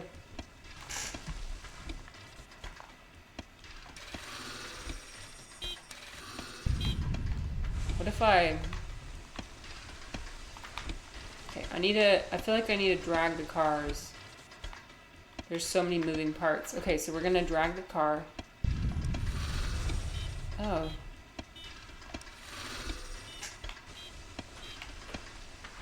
Okay, wait, I think I need to pull it back. and it needs to hit the top. Okay, I just gotta pull it back far enough. I'm playing with both my Xbox remote and my, aha, there we go. Okay, we got it. Did that work? Nope, okay. So we hold the mouse, we hold the B button, we hold the, sorry, give me 1 second. Okay, we got this. Oh yeah, okay, cool. I think that's supposed to happen. We are a peaceful organization. Oh, thank you. So you let me off the hook this time. Thank you. You just wanted to inform me. You just wanted to let me know. You're kind of like the UN. You're kind of like the UN General Assembly. That's how they work. They're like, oh, we want to let you know that you're not supposed to do that. I'm sorry, that's just how the UN, that's how they work. Like, literally, it's actually pretty depressing. No, it's nice. It's cool. It's cool. All the countries of the world, they get together and they talk. Talk it out. Talk it out. By the way, I feel that you're doing something not cool. Is that alright? Yeah, oh god. The UN General Assembly as an idea is cool, but because the Security Council exists, like, there's not, they're just a forum, a forum of people that talk about what's acceptable and what's not. And people can choose to follow the rules, and they can choose not to. There's no enforcement mechanism. That's the problem. Not to say nothing good has ever come. There's plenty of good things that have come from the UN, but, yeah, anyway. Damn, I'm ranting so much today, I'm sorry. I don't know why I'm so bitter, I'm just bitter. I think it's like, being told that Santa Claus isn't real. Like, when you learn how the world really works, it's like being told that Santa Claus isn't real. You're like, oh, okay. So people don't know what they're doing. Cool. So we're just trying our best. Oh, okay. Alright. I think I need to jump up here, right? I feel like maybe I grapple somewhere. Oh, no, that's not it. Wait, what if I... Hold on. What if I go back here to this, like, gear room back here? Oh, sorry, guys. There's going to be an ad coming up. Ah, this universe. Thank you so much for the follow. And you are creating at every moment. By the way, follows are anonymous, so... Oh, wait. I'm going to snooze the ad. That would be terrible if somebody just followed me and then got hit with ads. That would not be a very good introduction to my stream. Welcome to my stream. Now pay me. Hello, Chaotic Chemistry. Thank you so much for the follow. How's it going? I'm VIP Marissa. We like to game. We like mushrooms, obviously. We like to talk about philosophy. My background is in international relations. Doesn't mean I know anything about that, but I'm like, I don't know, I'm just here. Feel free to hang out with us. I'm good. Yeah, I'm glad you're doing well. I designed a perfect defense system on the mountain. How could the Amanitas have gotten the gate down? By the way, the Amanitas are the evil ones. The philosophy tag, excellent. Well, we do talk about philosophy here. We talk about, I'm going to be transparent, I do not have an academic philosophy background, but we do explore academic philosophy. We've explored Nietzsche before, we've explored, I can only name drop the people, like, okay. We've explored Zhuangzi, like the Chinese philosophy. But mostly what we like to do is we like to explore kind of like what we're feeling. So unfortunately today we don't really have a topic. Usually we have a topic. Last week we had topics such as like limerence, which is like desire. It's more than a simple crush, it's a desire to add a certain characteristic that another person has to yourself.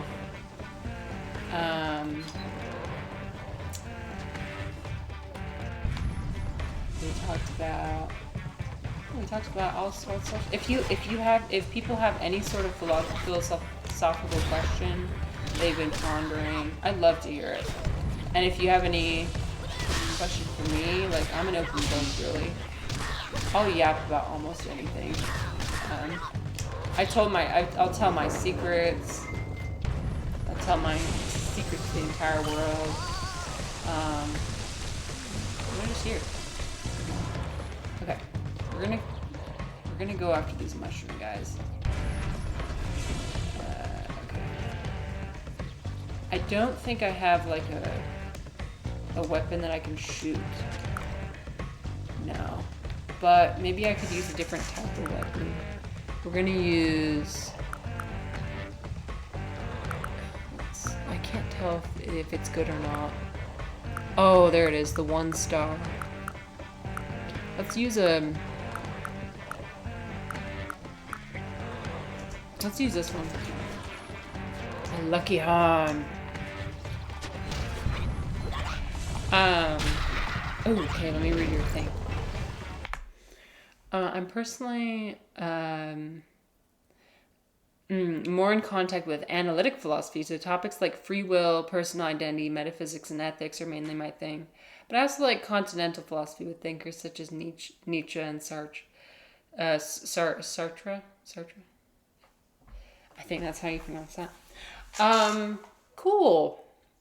Well, we were talking about free will yesterday.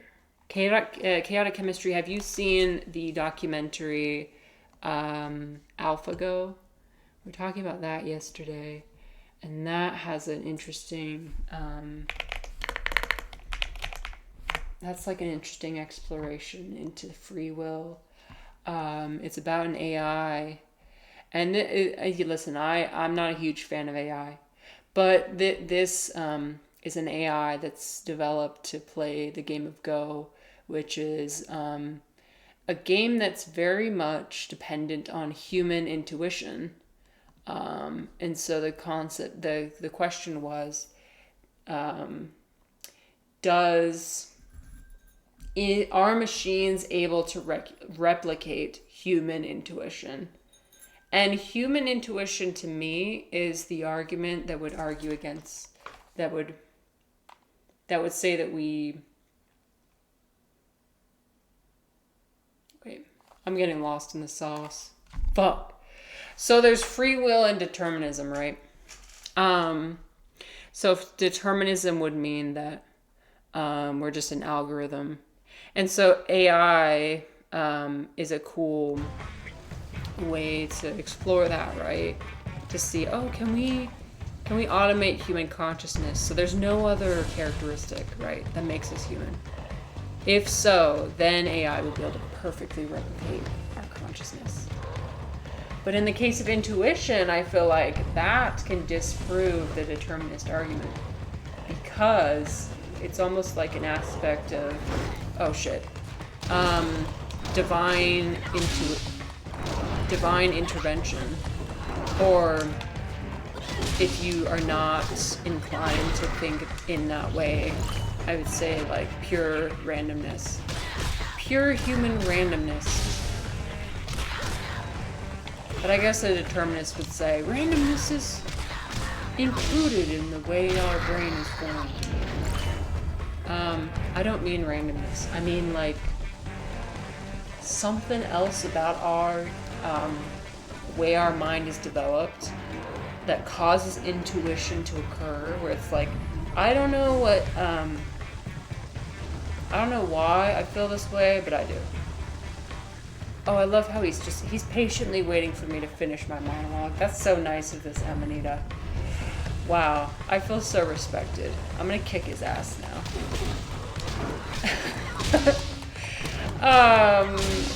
Anyway, intuition. Chaotic says, that reminds me of Henry, last name, who was a big defender of intuitionism slash structuralism in mathematics, arguing that math isn't simply about logic and argumentation, but also about intuition. Yeah, I feel like when you get into the deeper, math, the deeper you go into math, the more there is a realm of intuition. I mean, I'm not super well versed in mathematics, but let's see. That's cool. I'll have to check out this. Here, I'm gonna write it down.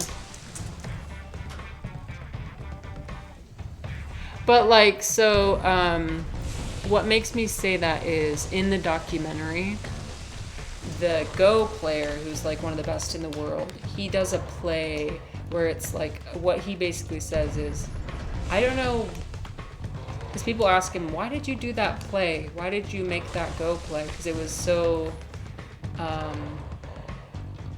seemingly random. And he was like, there was no other option. There was no, this was what I was supposed to do. Like, there's no other option. You know, there's not a logical explanation. It's the opposite of logic.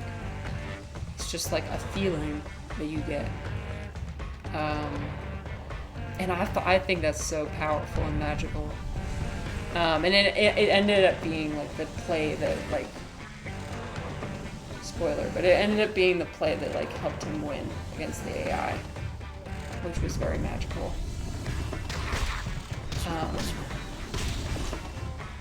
Like some because like I don't know if I personally believe in magic in the sense of like, in the sense people would traditionally think about magic, but I think magic does exist in these other ways, like intuition. Chaotic says, I've dealt with determinism and free will a lot recently, and I've been on both sides of the debate. Nowadays, I don't have a definitive answer to it. Well, I feel like that's philosophy.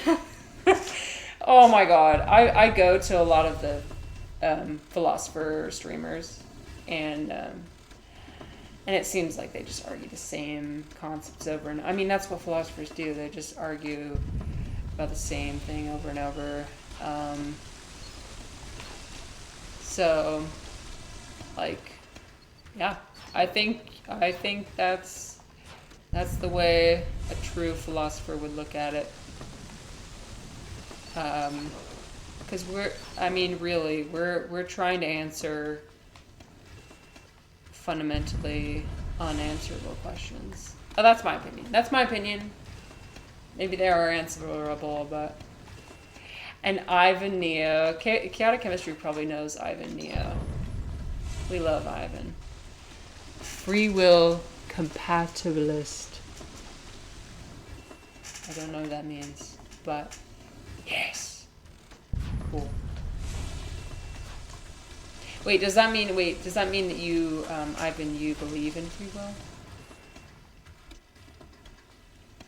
He does do a great job, doesn't he? Yeah. Okay, you already know. I don't need to tell you how special Ivan is. You already know. Okay, you guys, I don't know where to go. Seriously. I need to get up on this bridge, but how do I get up there, you know? It has to be... Okay, you know what? We're gonna try and pull this lever.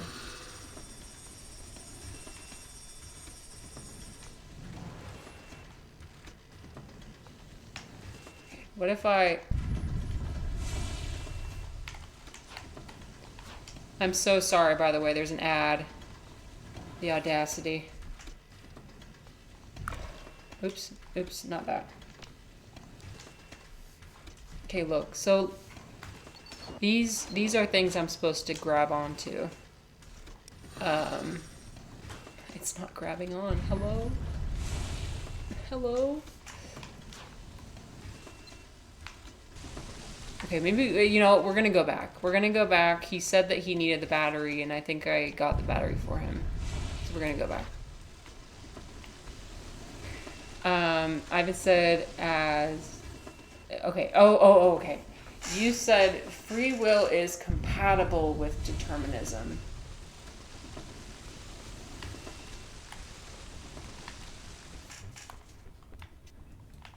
So both? Okay. All right. I mean, cool. I like, the way I like to stream, even, the way I like to approach things, conversations, is I like to take a yes and approach. I'm like, yes and. Somebody says something, I'm not really a no, but like there's certain people who that's the way they like to communicate. They're like, no, but like everything is a disagreement, like a gentle disagreement. I tend to be a like agreement, where I'm like, yeah, and so I like that. I don't know how that fundamentally would work, but cool.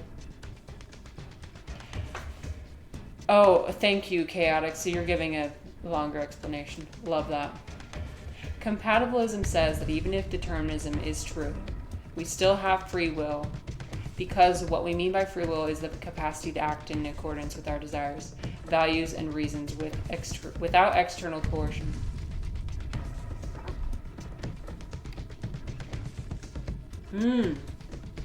Okay, so do you mean like... Okay, so I've thought about this, like, intuitively. Where it's like, okay, maybe we are an algorithm, whatever. But, like, the self gets to choose whether we agree or disagree with a certain idea that arises. Like, the determinism determines what we're gonna be most likely to do. Like, oh, you are gonna be most likely to say yes in this case, and then you'll start getting a really strong feeling. Hello, beautiful. You'll get a really strong feeling, like pushing you towards a specific thing that you're determined to do. But then you still have the power to say, I'm not gonna follow that. I'm gonna do something different. Is that it? Because I feel like that. I feel like I still have the power to choose whether I accept or reject my programming.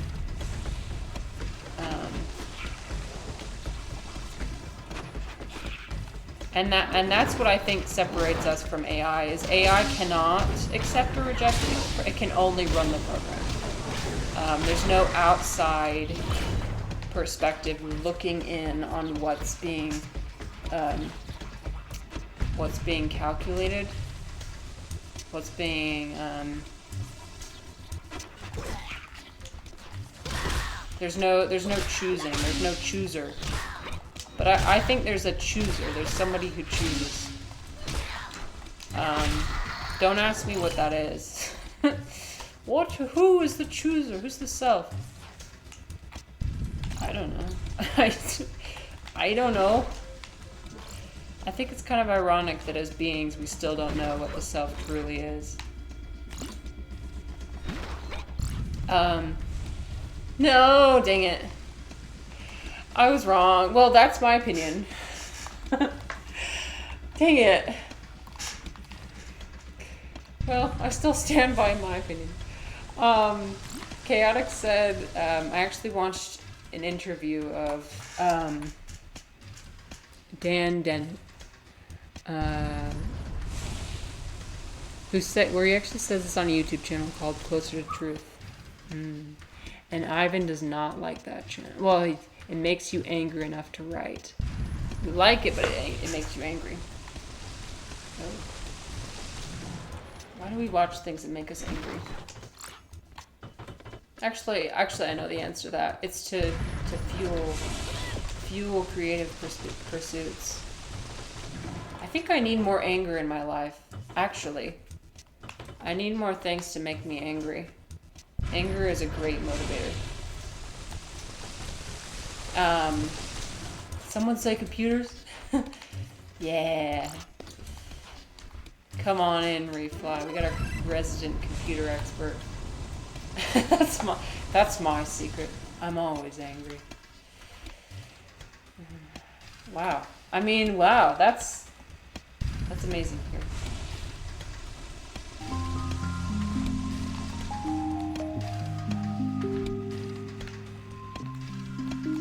And I think that's powerful. Okay, I'm gonna try and... What if I get on here? We're gonna jump on this. Is that gonna just smash into the ceiling? No. I could have jumped on there. Whatever. Fine. Try again. Energy level 2. Thank you, Reply. What do you think it is? I love being perceived. Tell me. Perceive me. What do you think my energy level is? Okay, I bumped it up to 3. Yeah, okay, I bumped it up to 3.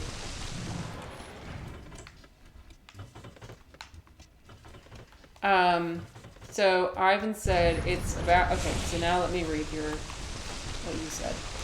What? Can I not jump on there? Maybe I can't. Okay. So can I...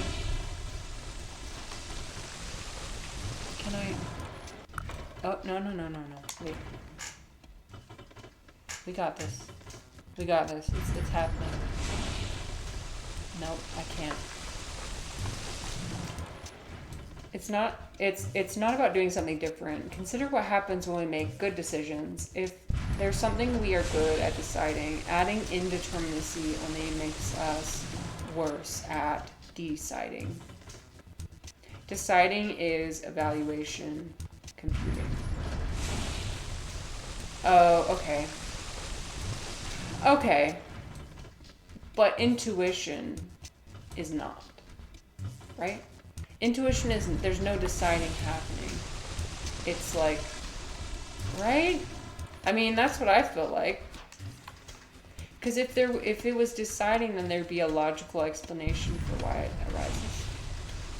But instead, when people describe their intuition, they say, either they have a religious answer, like, oh, it was, it came from God, or they say, oh, it was just a feeling.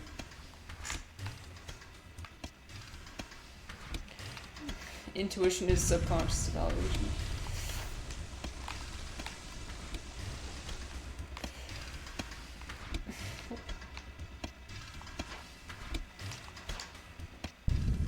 Yeah, okay.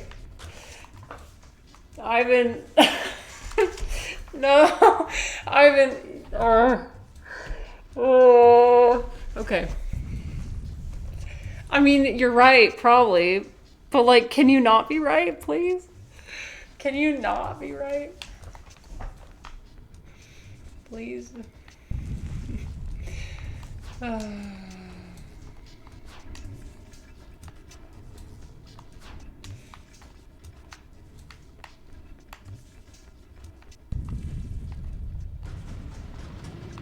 Okay, so I think I have the battery, right? I gotta have the battery. There was a cut scene. Do I have the battery? Dang it. I don't.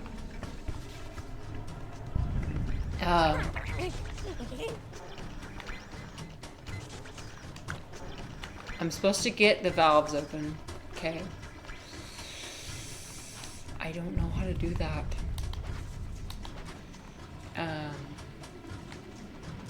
Often bad. But Ivan, he won against it. He showed that humanity can prevail against artificial intelligence, and intuition was the thing that prevailed. I mean, how is that bad? I mean, let me think. So, subconscious evaluation.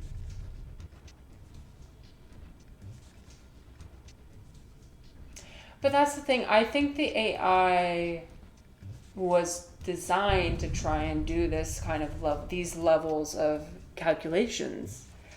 And it was really good at it and all, like, basically perfect at it. And people were really worried. They were like, oh no, now the computers have taken away our humanity from us.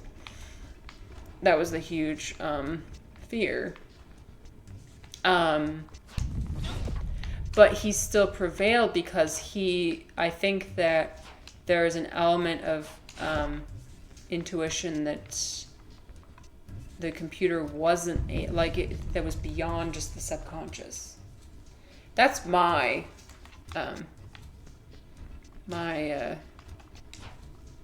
I get what you're saying, and I think that subconscious definitely plays a role. But I wonder if, I don't know. Okay, there's gotta be a way I can jump up on here. Let me wait for it to come back. Can I jump on top of the rail? I can. Okay. Stay here. What?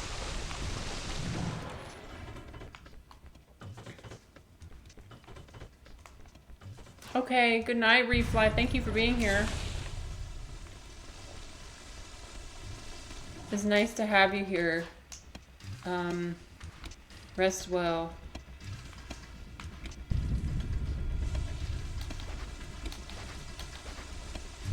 Okay, maybe we're gonna go back in the room with the cars. Because I feel like we've done enough in this room. There's nothing else we can do. That's what I'm thinking. So we gotta find a way out of this room. Where's the way out? It's over here. Chaotic says, doesn't intuition, as you're saying, assume some form of soul or non-physical thing? Yeah, it does. It's mostly hope that drives my idea of a non-physicalist. I haven't found any evidence. If I ever wear a fedora, finish me off, please. Okay. Oof. Oh, there was an invisible wall preventing me from going any further. Okay, so we're back in the car room. It's sheer hope that keeps me believing in that. I haven't found any concrete evidence. Trust me, you guys. If I find concrete evidence to disprove, like a physicalist argument, I would. Instantly. I don't want to accept it. Sheer denial. Sheer, just no. No. It's gotta be something else. I won't accept anything else.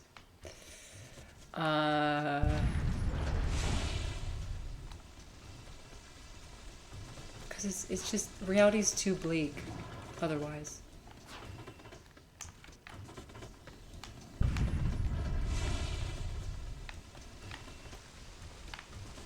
Okay. Okay, it has to be something with this lever over here. Maybe I found something to put on the lever. Let me see. I should have paid attention to the instructions that people gave me, but I didn't. Okay. Yeah, there's something with the lever. Maybe if I just bounce on it. Whee! Bounce. Bounce. Bounce. Bounce.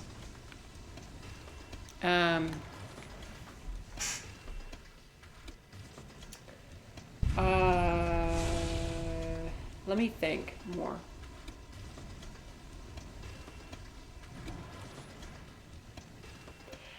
Personally, I don't, at this point, believe in a higher power or like a god or anything. I want to. Trust me, I want to. And I'm not somebody who like demands evidence. Maybe it's purely a faith-based thing. There can be no evidence of a higher power. You just have to have faith. Maybe I'm incapable of having faith. I'm capable of having hope, but I don't think I'm capable of having faith alone. Unfortunately, that's just not the way my brain works. I wish it did. I feel like it would save me a lot of existential dread. Seriously, what is this? I'm switching things. I'm touching them. Maybe I'm not supposed to be on the switch. Okay. We're gonna try just for a bit longer, and then if it doesn't work, we're gonna go look at more mushrooms.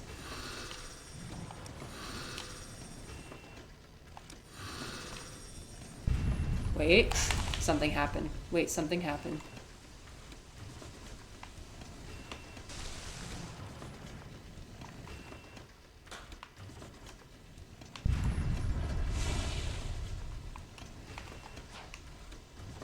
All the cars moved. Is that a good thing or a bad thing?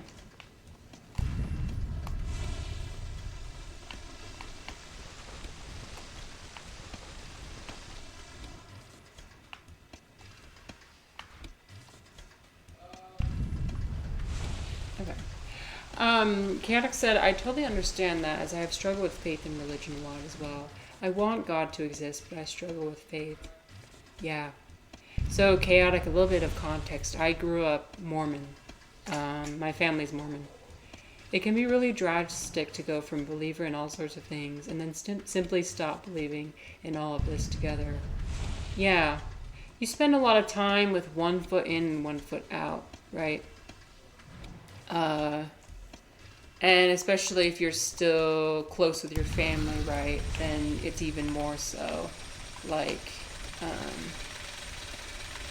and then you start get to the point where you're like, I mean, I don't want to have any bitterness, because I love my family, right? Do I believe that they're, you start to believe certain things about how religion works, and you hear certain feedback about religion, about how it's just like people mindlessly following church leaders or whatever, and it's like I can't take that in, because I don't want to think of my family that way. Like I want to believe that whatever they believe in is real to them, and I want to preserve that. As long as it's not harming anybody, then I don't want to mess with that. I've been in the state of like when I was an atheist for like a solid 6 months, like a bitter atheist, where I was like trying to prove to everybody like the truth and the answer. That's not a fun state to be in. And I'm not going to change anybody's mind by doing that. And that's just me projecting on everybody, And so, yeah, but I totally get it. I mean, I don't know what, if you like grew up religious or what you've experienced, but I totally get that struggle of like, just not sure what is right, especially when most of your life you spend believing one thing and then switching away from that. And because when you grow up, when the whole narrative growing up is like it's us versus them, then when you leave the us, you become the them. And it's like, I'm not quite them, though. I wasn't us, and I'm not them. So what the fuck am I? It's kind of similar. One reason why my husband and I, despite how different we are, one reason why we get along so much is because we relate in that way of like not really fitting in anywhere. So he, oh come on, really? I feel like I can go up there. I can go up there.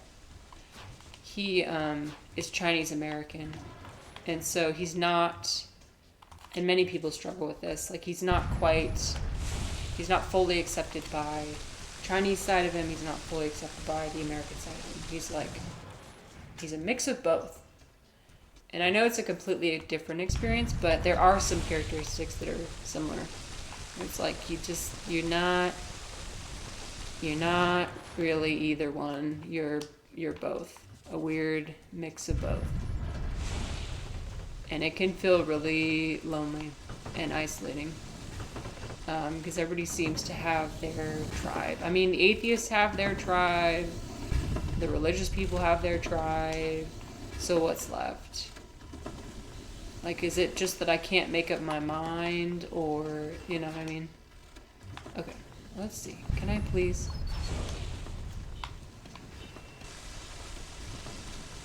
Okay, wait.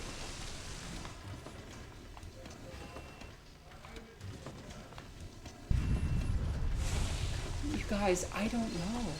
So that road,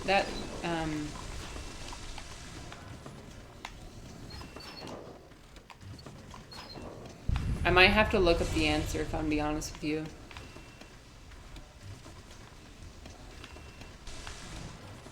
I need to find a way to get up here to this water shooters. Can't find a way up there though. You also had a bitter atheist phase as well as a nihilistic atheist one. Oh yeah, like where nothing matters.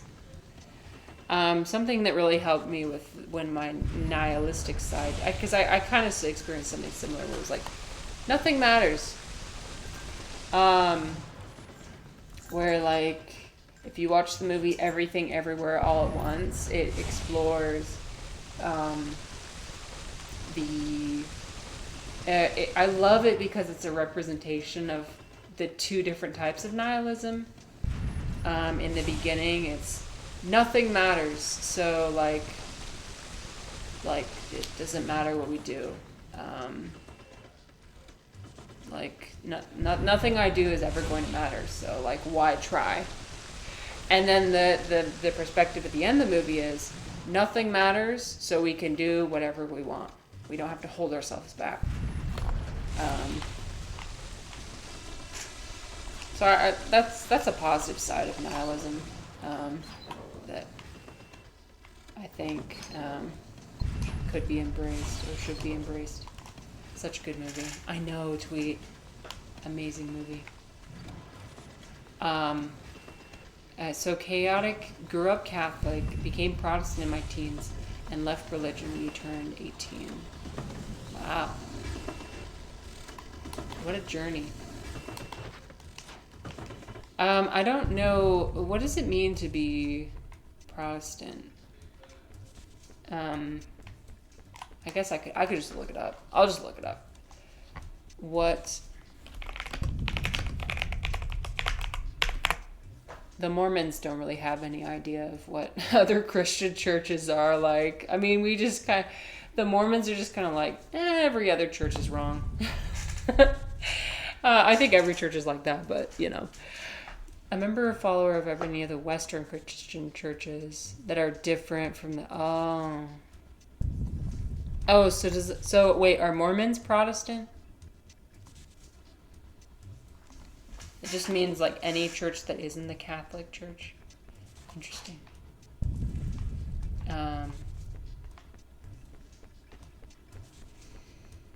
Yeah, so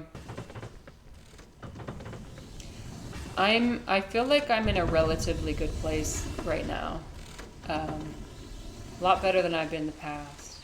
Because bitterness is just not helpful. It's not helpful. But at the same time, I'm proud of how far I've come, and I want to share that with like my family. But I know that I won't be able to do that because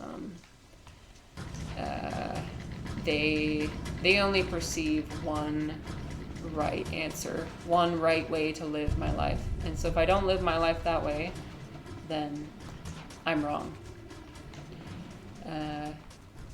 So even if I come back and like want to engage in Christian media, and like I had this movie, it was like the new Knives Out movie that explores like Christianity in what I believe is a very spiritual and meaningful way. And I love how Christianity was depicted in that movie. And I was like, oh, I'm going to show this movie to my family, and they're going to love it. They're gonna see the value of, because it really explored more than just religion. It was like spirituality. And I was like, I'm gonna show it to prove to my family that I can engage with Christian narratives without being bitter. And they didn't get any value out of it. Like my mom actually didn't like the movie because they talked about masturbation in it, and I was like, if you talk about A, if there's a woman in a bikini, or B, if there's masturbation talked about in any capacity, like, discard the whole movie. Throw the whole thing out. Throw the whole movie out. So that completely backfired. It's like, I'm gonna show my family how much I've grown. No. Just because I'm open-minded doesn't mean they're gonna be. There's the Catholics, the Orthodox Church, and then the Protestants. Okay. Wait. Oh my gosh, we did something, you guys. Progress. I'm so glad we're not just running around.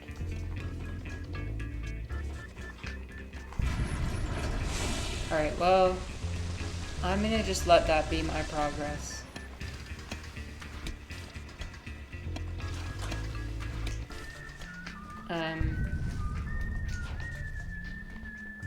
Is this the... Yeah, this is the door I opened. Okay. Use the force of the mycelium.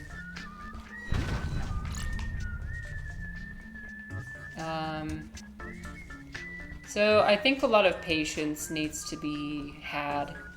Like, not everybody had things as challenging as we did, right? And so we need to give ourselves grace. Like, it's not easy to go through a faith crisis and come out on the other side.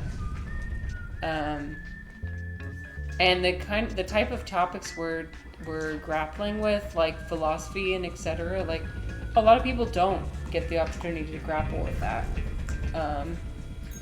And so I'm trying to be thankful, even though it's really frustrating to not be able to have questions be answered. I'm trying to be grateful that I'm able to keep asking them. I have the time and the privilege to keep asking questions. And I'm in a good mental space now, because I used to not be in a good mental space. Like, even engaging with any sort of philosophical debate or concept, like reading fucking Camus, like, sent me into a depressive spiral. Like, I just couldn't. I was like, okay, I think I will harm myself if I keep reading this, genuinely.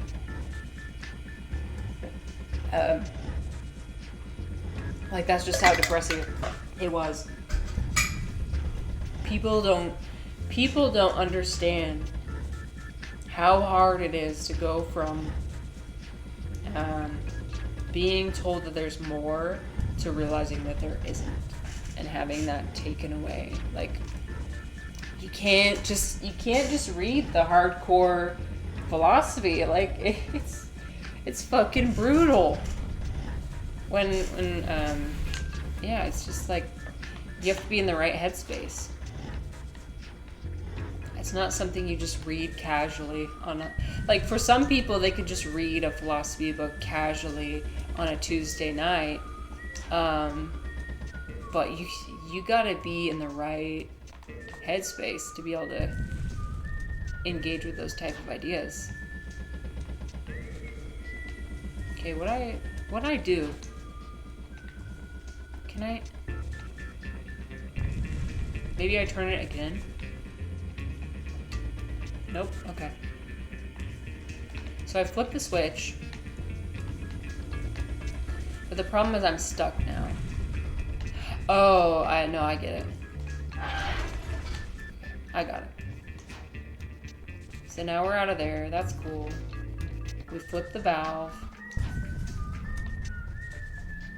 Maybe we flip another valve in here? Maybe this one? Let's see. Can I flip this valve? Nope. Can I flip? Nope. Okay. So what did I do? I'm sure I did something. Maybe I opened another door? There were a couple doors I could have gone through. Ah, okay. This is new. Yeah.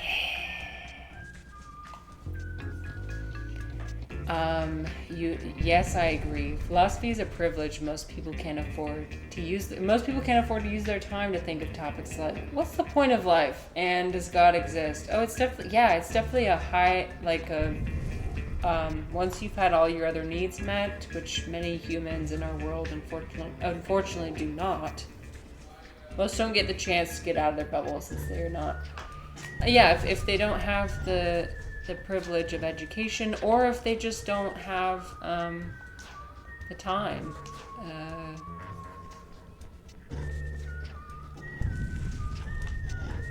If they don't have the time or the... Because, like, the problems of everyday life, like making sure you have enough food, making sure your rent is being paid, making sure... Those are very stressful and distracting concepts to grapple with. And so thinking about the meaning of life on top of that seems like a pointless endeavor. Okay, wait. So wait, it's over there. Okay, cool. We're gonna go around.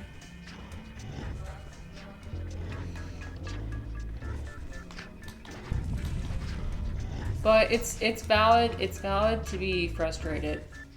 It's valid to be. I'm frustrated all the time. About, like, okay, why can't I just find the answer? Can someone just tell me the answer?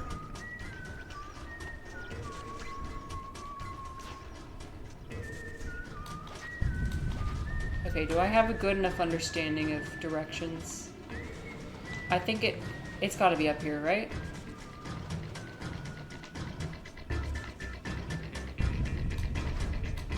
No, I think it's here. No. Seriously? Oh my god.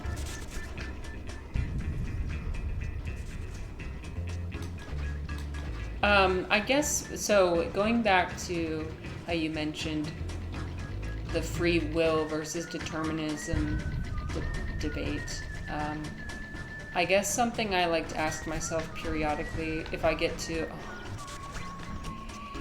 lost in the sauce, is like, why is this really that important? That's kind of why I like sometimes delving into, like, the Alan Watts and the Eastern philosophy, because sometimes they... Oh my god, I just did it again! Fuck. Okay. 4th time's the charm. Jesus. You guys, I'm just like Sisyphus right now. I feel just like Sisyphus. We're going up this hill for the 50th fucking time. Okay. Come on. Okay, please, please, please. Yes! It's not even up here. The thing is not even up here. No, it is. It is. It's right here. Okay. I just... Wait. Wait, how do I get on the other side of the door? What?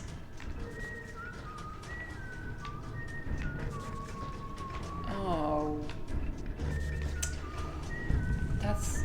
Well, if I can't get on the other side of the door, then... Wait. No, I'm gonna find a way. I'm gonna go up there. Ivan said, free will is important to me because anti-physicalists try and use it as an argument against physicalism.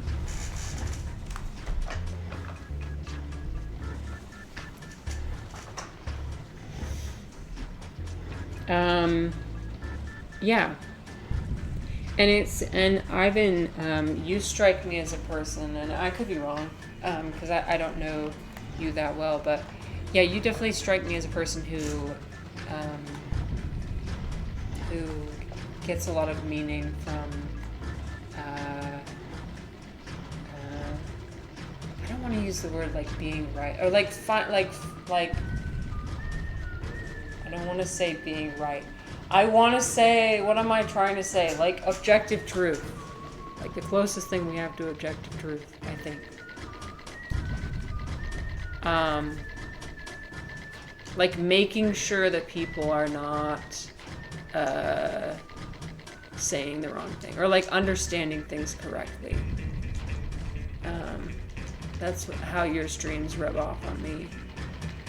Is you want to make sure people understand certain things correctly, so they're not like wasting, like, so they're not misleading anyone, or like, you know, because misinformation is not not good. Okay, can I jump over here? Do you guys think? I don't know if I can. But this is the door that I opened, was over here. Oh my god. They do not make this easy, do they? Misinformation is profane. Yeah. You'll agree with that. Oh, okay. Good. I love it when you agree with me. It makes me feel smart.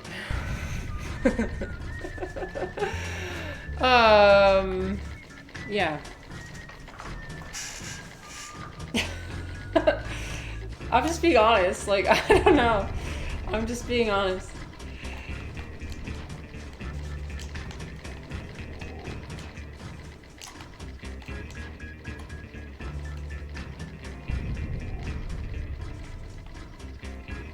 Going back to the idea of like being so inspired by Twitch. Okay. So I was saying, what I was saying before was like getting too lost in the sauce, right? Like how do you reconcile that? And the way I reconcile that is leaning more towards like Alan Watts and the Eastern philosophy of like, just live. Just live your life. Just exist. There's so much beauty in existence.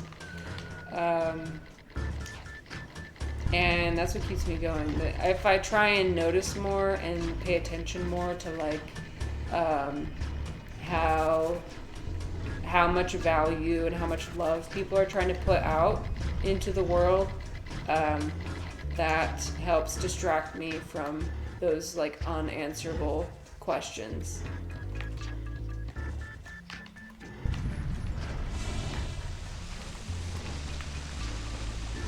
I wonder if there's another valve I can open. Just trying to live. Hi, Hero. Oh, Hero. I'm so excited to see you. You guys, if you are a Sonic fan, check out Hero. He's really cool and really nice. There we go. Frequently does like 24-hour streams, which is like completely insane. Hero, we're playing our mushroom game, and we're also talking about just living our life. Just live. Make your own meaning. Create your own meaning. That's how I get by, is I try and create my... I mean, it's really fucking hard sometimes. I'm not gonna lie. It's hard. Sometimes you have days where it's like, I don't want to. Like, can someone else do something meaningful for me? Because I'm tired of making my own. Okay, you see? I just need to get in there. You guys, I have to... How do I go in there? Please, please, I just need to get in there. I don't know how to go in there. Where's the door? I can't find the door. I can't find the door. And the whistling is kind of sending me into a spiral. See, it's that door. It's that door right there.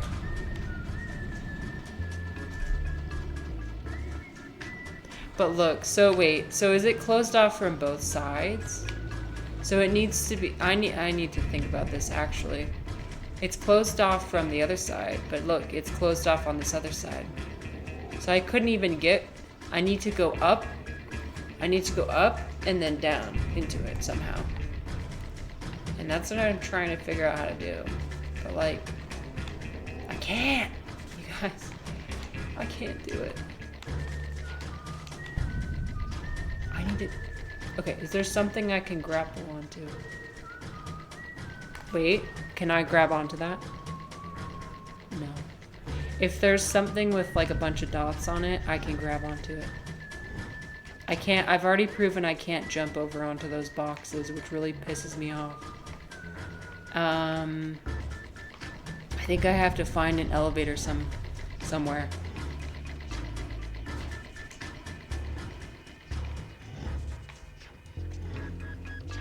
I need to get on this elevator.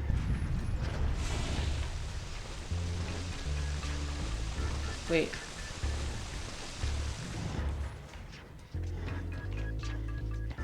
I need to get on the elevator somehow, but I don't know how to get on.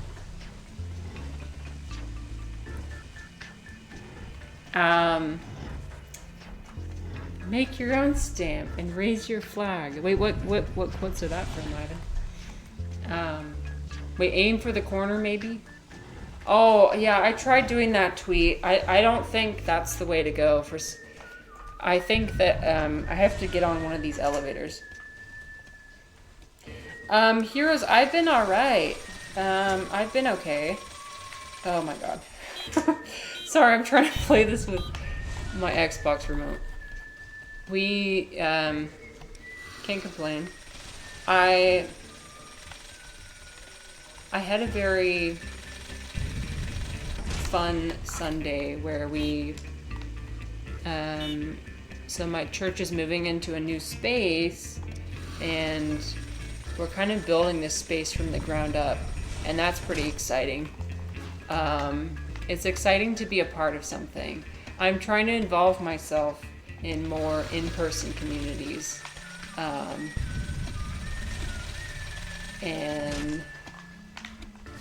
And it's been really fulfilling. So, like, we're like moving around it's like this warehouse, and we're moving around these like boxes of decorations and like things that could be used later. And we're talking about like bringing in like woodworkers and designing things. Like, the church I go to has never had a space to themselves. They like have been homeless basically since their inception. Like, we met in a furniture store for a couple years. So that's been nice. All right, let's see if this works. I'm just gonna try it again. Can't hurt. Okay. That's gonna be a no. God damn it. Okay, let's look at some cool mushrooms. I think it's time. It's time to look at some cool mushrooms. And we'll wrap up a bit, I think. I think that's the vibe. Oh yeah, as a reminder. Mushrooms come in all shapes and sizes. And that's beautiful. Okay. Did I have another one? Oh no, I didn't. Dang it. Mushrooms come in all shapes and sizes. Ooh. Oh, that's cool. Oh, I wonder if this is an artist conch. It looks kind of like an artist conch. That's the one where you can carve into the bottom. Yeah, so it's flat on the bottom and kind of porous. And it's not really used for anything besides, like, it can be used for medicinal stuff, but you can carve into the bottom of it. It's kind of got like a thick, like woody texture. Oh, it's so beautiful. And then there's a different type. I'm not sure what type this is. Ooh, wait, this looks like it could be an inky cap, maybe. I would need to see the ink dripping down. Maybe. And then this is just a brown mushroom. I don't diagnose brown mushrooms. Those are way too hard. They're cool though.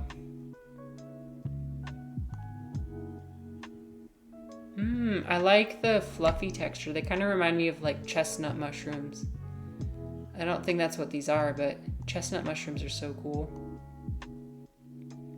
Mushrooms are so cute. I know, right? You guys, I love my favorite gourmet mushroom these days, is chestnut mushrooms. Look at how beautiful they are. Look at this. I mean, come on. They look so delicious. Oh, they look so delicious and delightful.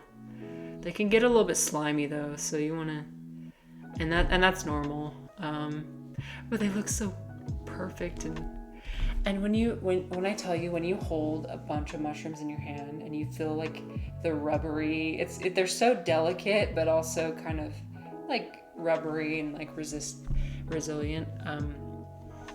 When I grew my own mushrooms, it was so rewarding to pick them and to see them grow in like all these bunches, and it's like, oh my god, I grew these. So this is my favorite distraction. So my philosophy is get yourself a distraction. Get yourself a distraction. You can work really hard on answering the hard questions, but like don't occupy 100% of your time on them, because you will enter a depressive spiral. Distract yourself. You're allowed to distract yourself with a hobby, a magical hobby. These just make me smile. Okay, you guys, I think that we are done for today, but it's been truly delightful to have you here today. We did not have a plan for today, what we're going to talk about. I think we do have a plan for tomorrow, though. Tomorrow we're going to talk about narcissism. Recurring topic. It's a recurring topic on this channel, for better or for worse. So we're going to talk about narcissism and what a real narcissist looks like. It's about me. No, Ivan, it's not about you. Ivan's like, and I took that personally. No. Ivan, you need to read the 4 agreements. You need to read the 4 agreements. No, I do not perceive you as narcissistic at all. You, actually, we're going to talk about it tomorrow. But the fact that you in your streams include other people in the conversation proves to me that you are not. But we're going to talk about the difference between, because, you know, people love to say, my ex is a narcissist, right? You know, and some people have some self-absorbed tendencies, but real narcissism is not that. It's something else. We're gonna watch an interview of a real narcissist. And I'm excited because I noticed a lot of similarities. And I want to know if you guys see similarities too. Maybe we're not that different. Maybe we're not that different from each other. Okay. Let us raid. Maybe we could raid. Ooh, we could raid. Let me think. We could raid. You guys want to listen to some music? We could raid a DJ. Mushroom DJ. Okay, you know what? It's a mushroom themed stream. We're gonna raid the mushroom DJ. Hell yeah. Gas lamp killer. He doesn't know me, but we're gonna raid him anyway. And it's kind of, but it's cool. Yeah, his streams are really cool. He's got like a huge mushroom setup. It's so. Wait, you finished Foundation? Ooh, wait, I need to know. Wait, oh no. Did you like it? Did you like the last season? Hopefully you thought it was good. What'd you think about the mushrooms? The mushrooms. I like the mushroom season. And the brother dude. Brother dude for the win. I love his character so much. Anyway, interesting, but I was hoping more with Demerzel. I love her character. Yeah. But it was a cool dynamic, right? Between Demerzel and Brother Dude, right? It surprised me, actually, in a few ways. But yeah, she's a really, really interesting character, for sure. We'll see how the next season explores that. I can't wait. All right, guys, let's we're gonna raid. Enjoy the music, psychedelic music.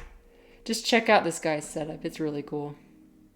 Fuck, I shouted him out. Well, whatever. He doesn't even notice. He's a huge streamer anyway. I know how to raid. Okay, there. Thank you guys. Bye-bye. See you next time.